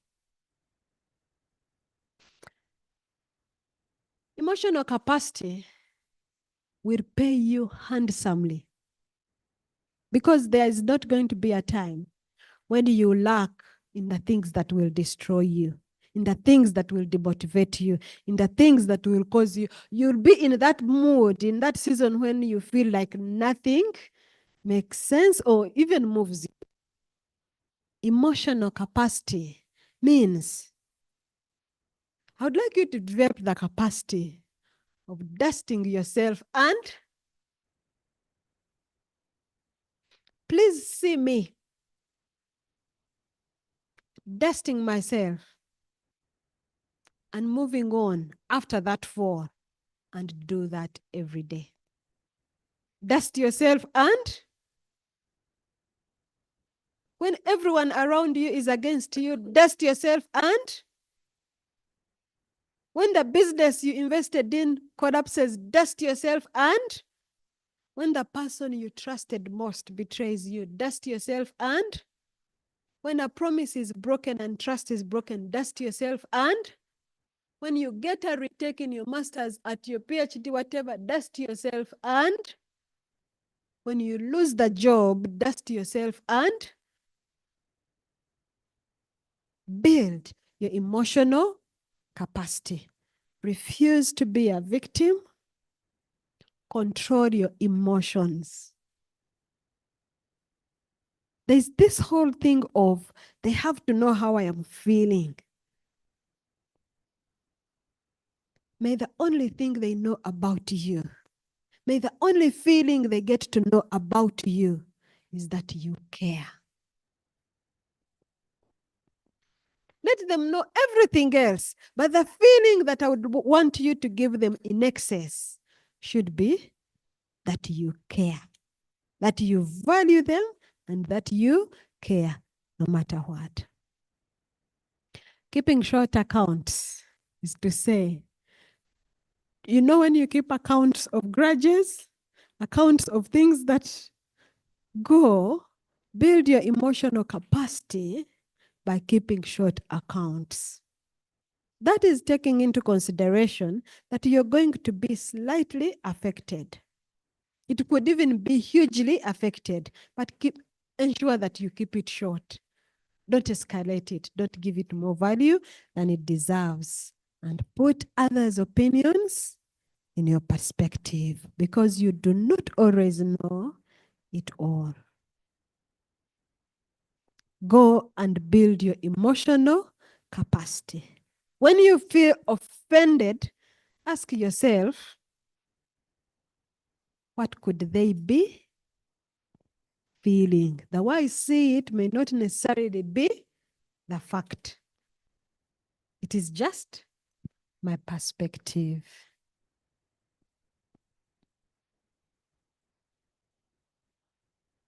I want to talk about the keep growing your capacity so it is always greater than your responsibilities. And that is where I am going to stop. The last two. Make yourself a priority. What does that mean? Grow yourself. I don't know in how many versions we are going to talk about this. Grow yourself. Make yourself a priority and grow yourself in all spheres. Those of you that cross to become Franklin ambassadors, but also even if you're not a Franklin ambassador, we surely can still have a relationship. But make yourself a priority. Make sure you are growing. And then you will have ensure that your capacity is greater than your responsibilities. Ensure that you are not stagnating. Ensure that you're not the one who said in 2024, we did this, we did the tables. It was nice. I no longer remember the people I had. I don't even stay connected to your growth. Increase your capacity and always make it bigger than your responsibilities. I'm asking you. We have been talking about valuing people. We have been talking about your personal growth. The element we have not talked about deeply is developing your emotional capacity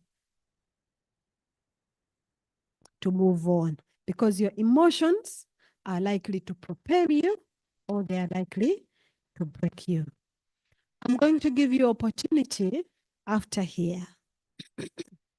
I'm doing a training in the month, end of November, December, before the year, before we bring on board the 2025 cohort. We will share with you an evaluation form. Friends online, I hope you're hearing this.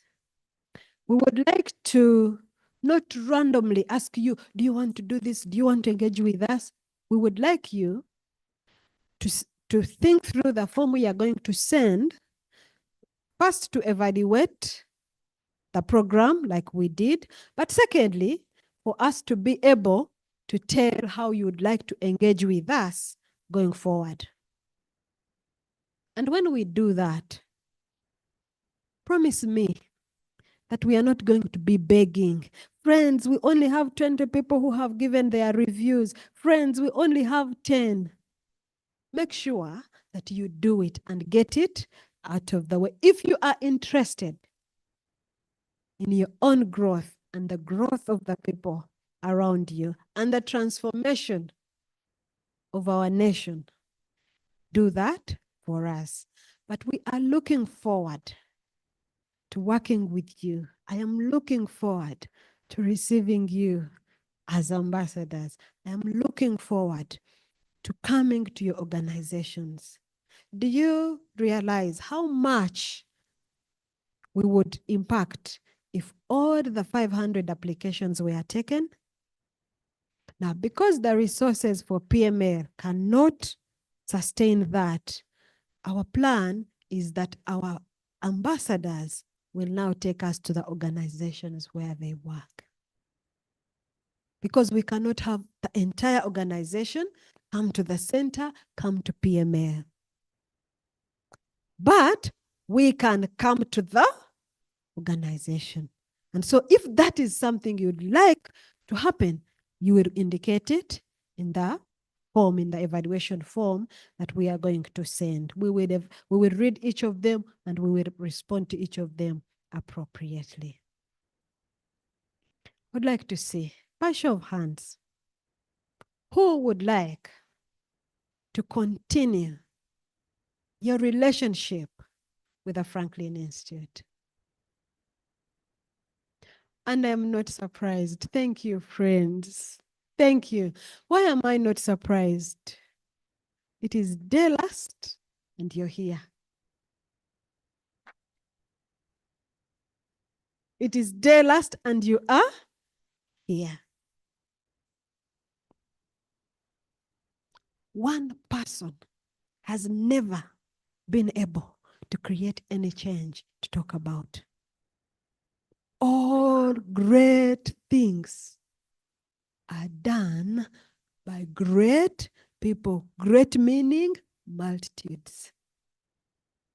We are able to have 25 ships because we had more than 25 ambassadors signing up to do this. So I want to see how PML 2024 will do. How many ambassadors will come on board to expand this? Of course, Timothy will. Do you get it? The drive is on. The challenge is on. How many ambassadors will take us to their organizations? The drive is on. The challenge is on. I am stopping here. I am asking you, go. Be selfless, go. Be competent, go. Multiply the impact. You have all opportunity to do that with us or even outside us.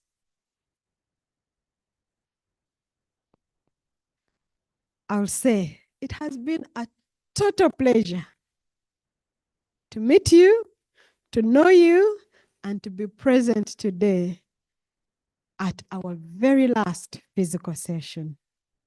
Allow me now to request the team to return and host me because it is already 5 minutes, 10 minutes past midday. We must stop.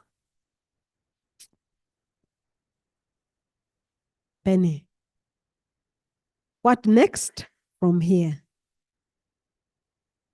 I am expecting a thunderous applause for Penny for the work that she does for us, but also for relieving me of dancing, of playing the music and dancing to it myself. Thank you, Penny.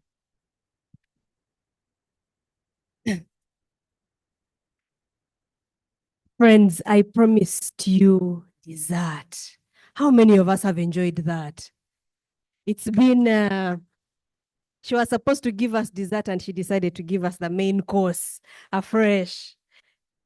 I should not be surprised. It is Shalom after all, right? Okay, friends, I am going to talk to us about an exciting event that we're all looking forward to. Can anyone guess what that event is? I beg your pardon? Indeed, graduation. Graduation of the 2024 cohort of the PML program. It is a joy and a pleasure to come to the end of this wonderful ride, wonderful year-long ride. And now on the 4th of November at 2 p.m., it will be a beautiful, beautiful Monday. At the beginning of the week, we must start the week with excitement. After graduating on Monday, what can you achieve the rest of the week? So much. The sky will be the limit. We shall be right here at the American Center. We would like to appreciate the wonderful people that have hosted us this whole year. Thank you so very much. We are looking forward to it. It shall be at 2 p.m., but we are expected to come by 1 p.m. and we shall start at 2 on the dot. We shall have a twin event. It will not just be a graduation and you walk away. We shall have some meat to bite in form of an annual symposium. We have exciting panelists. We have an amazing keynote speech. And after we have eaten that large meal, then we graduate. So it is annual symposium and graduation. It will be a hybrid event, the way all our events have been throughout the year. We shall have a physical presence and we shall have an online presence. Friends online today, forgive me. I have not read your comments. I am sorry. On the 4th of November, you shall feel the graduation as intensely as the people in the room shall feel it. We shall make sure that everyone has a wonderful time and actually celebrates this milestone because it is a great milestone. You shall not just walk away with the knowledge that you learned and finished learning. You shall walk away with a certificate. And not just a certificate that says, oh, PML program graduated me. No, it shall be a certificate from the Franklin Institute of Leadership and Public Management in conjunction with the American Embassy in conjunction with Syracuse University. So it is actually a formal certificate that you can present before any board, before any panel, and say, look, I am a leader. Not just a leader in name, but a leader in training, and one that has graduated top of my class. Feel free to add that part. Especially ship one. You see, Joshua, the last time I checked, you and I were Christians, and we believed in the Bible. And the Bible says the first shall be physical attendance shall be on a first come, first serve basis, and not on that day, friends. Many times we share links and you ignore it until the very last moment and then sign up. This time, your response to the link will determine whether you will be here with us, donned beautifully, shake important people's hands, attend the symposium in person, or whether you shall enjoy it just as much at home and in your office. So your response to the link will determine that. But what is important to note is that we must have representation from every ship. The ambassadors, you have done an amazing job. Friends, shall we appreciate our ambassadors? Ambassadors, Franklin Institute thanks you most sincerely and from the bottom of our heart. I do not know if the institute has a heart, but yes, it does. And from the bottom of that very heart, ambassadors are appreciated and encouraged to clear their Monday, 4th of November, to ensure that they are here at the American Center by 1 p.m. in readiness to present their participants for graduation. Friends, you shall be presented by your ambassador. In this structure, your ambassador is your dean of students. So he's the one that is going to present you for graduation before the vice chancellor. You want to bring your parent? For the party after, it's okay, it's all right. Feel free to invite us, by the way, we shall come and enjoy that party where your parents shall be. We are grateful that you have been taking this very seriously. You have showed up here every Saturday of the month when we have a physical meeting, dressed beautifully. We would like to request most kindly that on that Monday, we dress formally. We shall be business smart or formal attire. The graduates will have an identifying item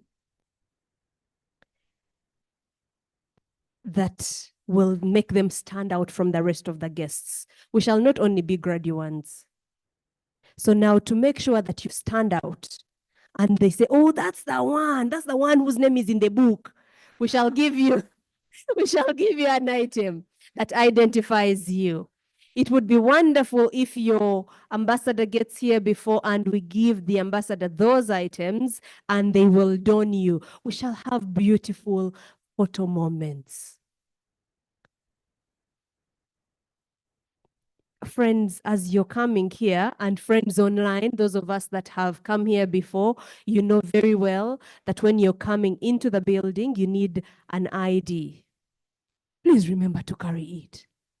We wouldn't want you to miss that wonderful event because they couldn't let you come up because of a small thing like an ID. On that day, like I have already said, we shall have an annual symposium.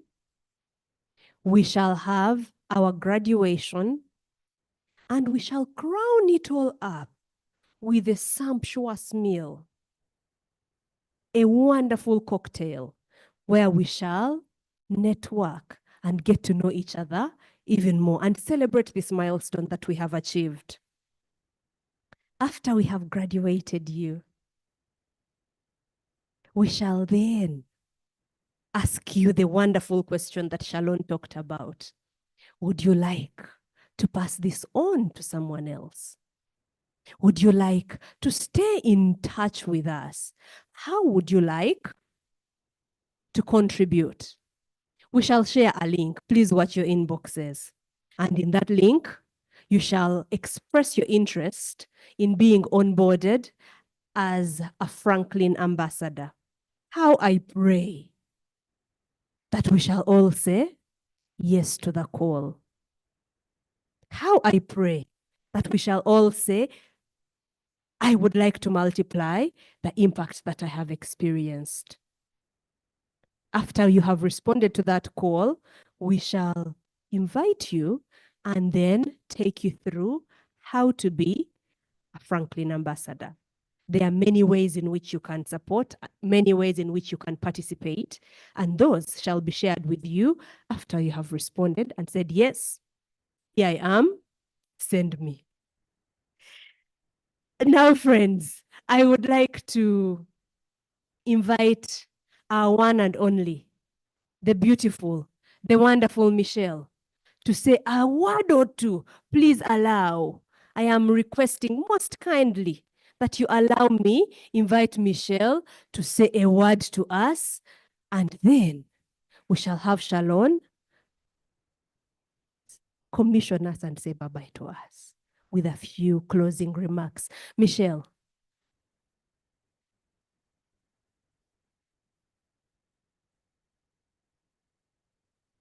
Then after all this English, will I match up?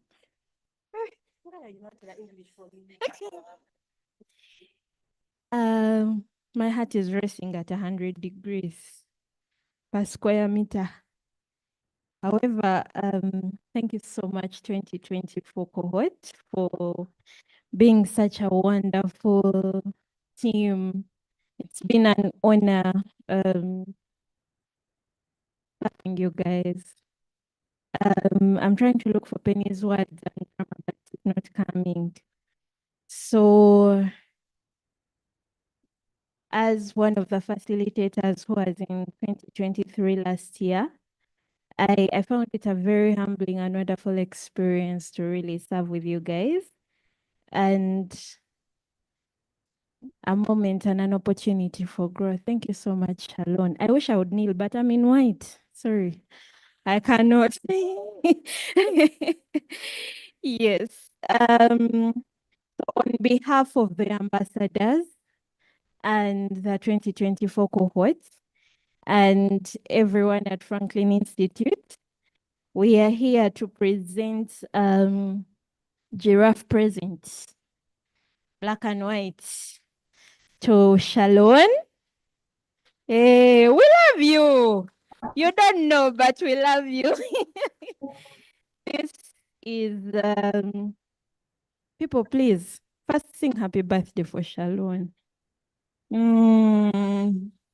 Please.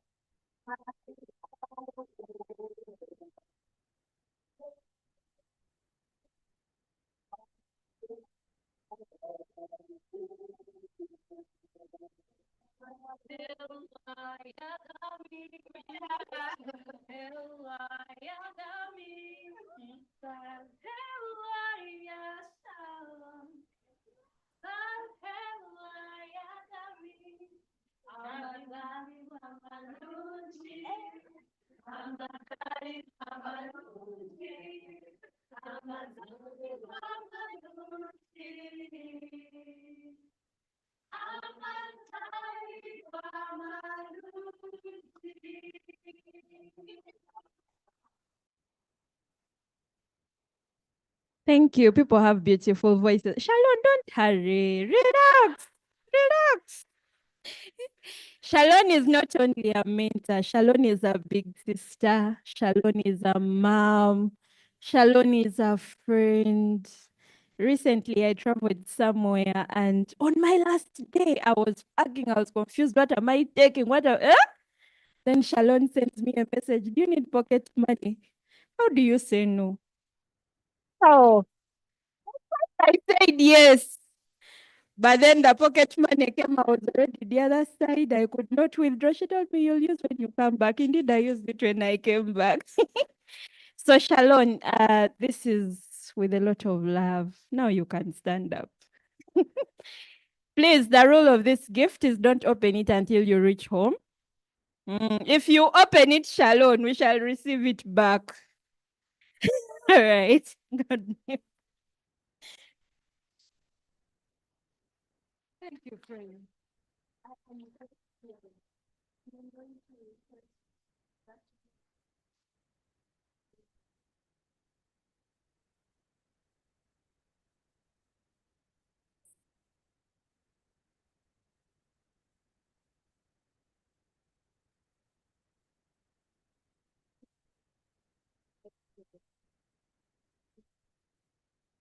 Good friends, wonderful people. Shalom has already given us a closing remarks by saying we close this up and we leave.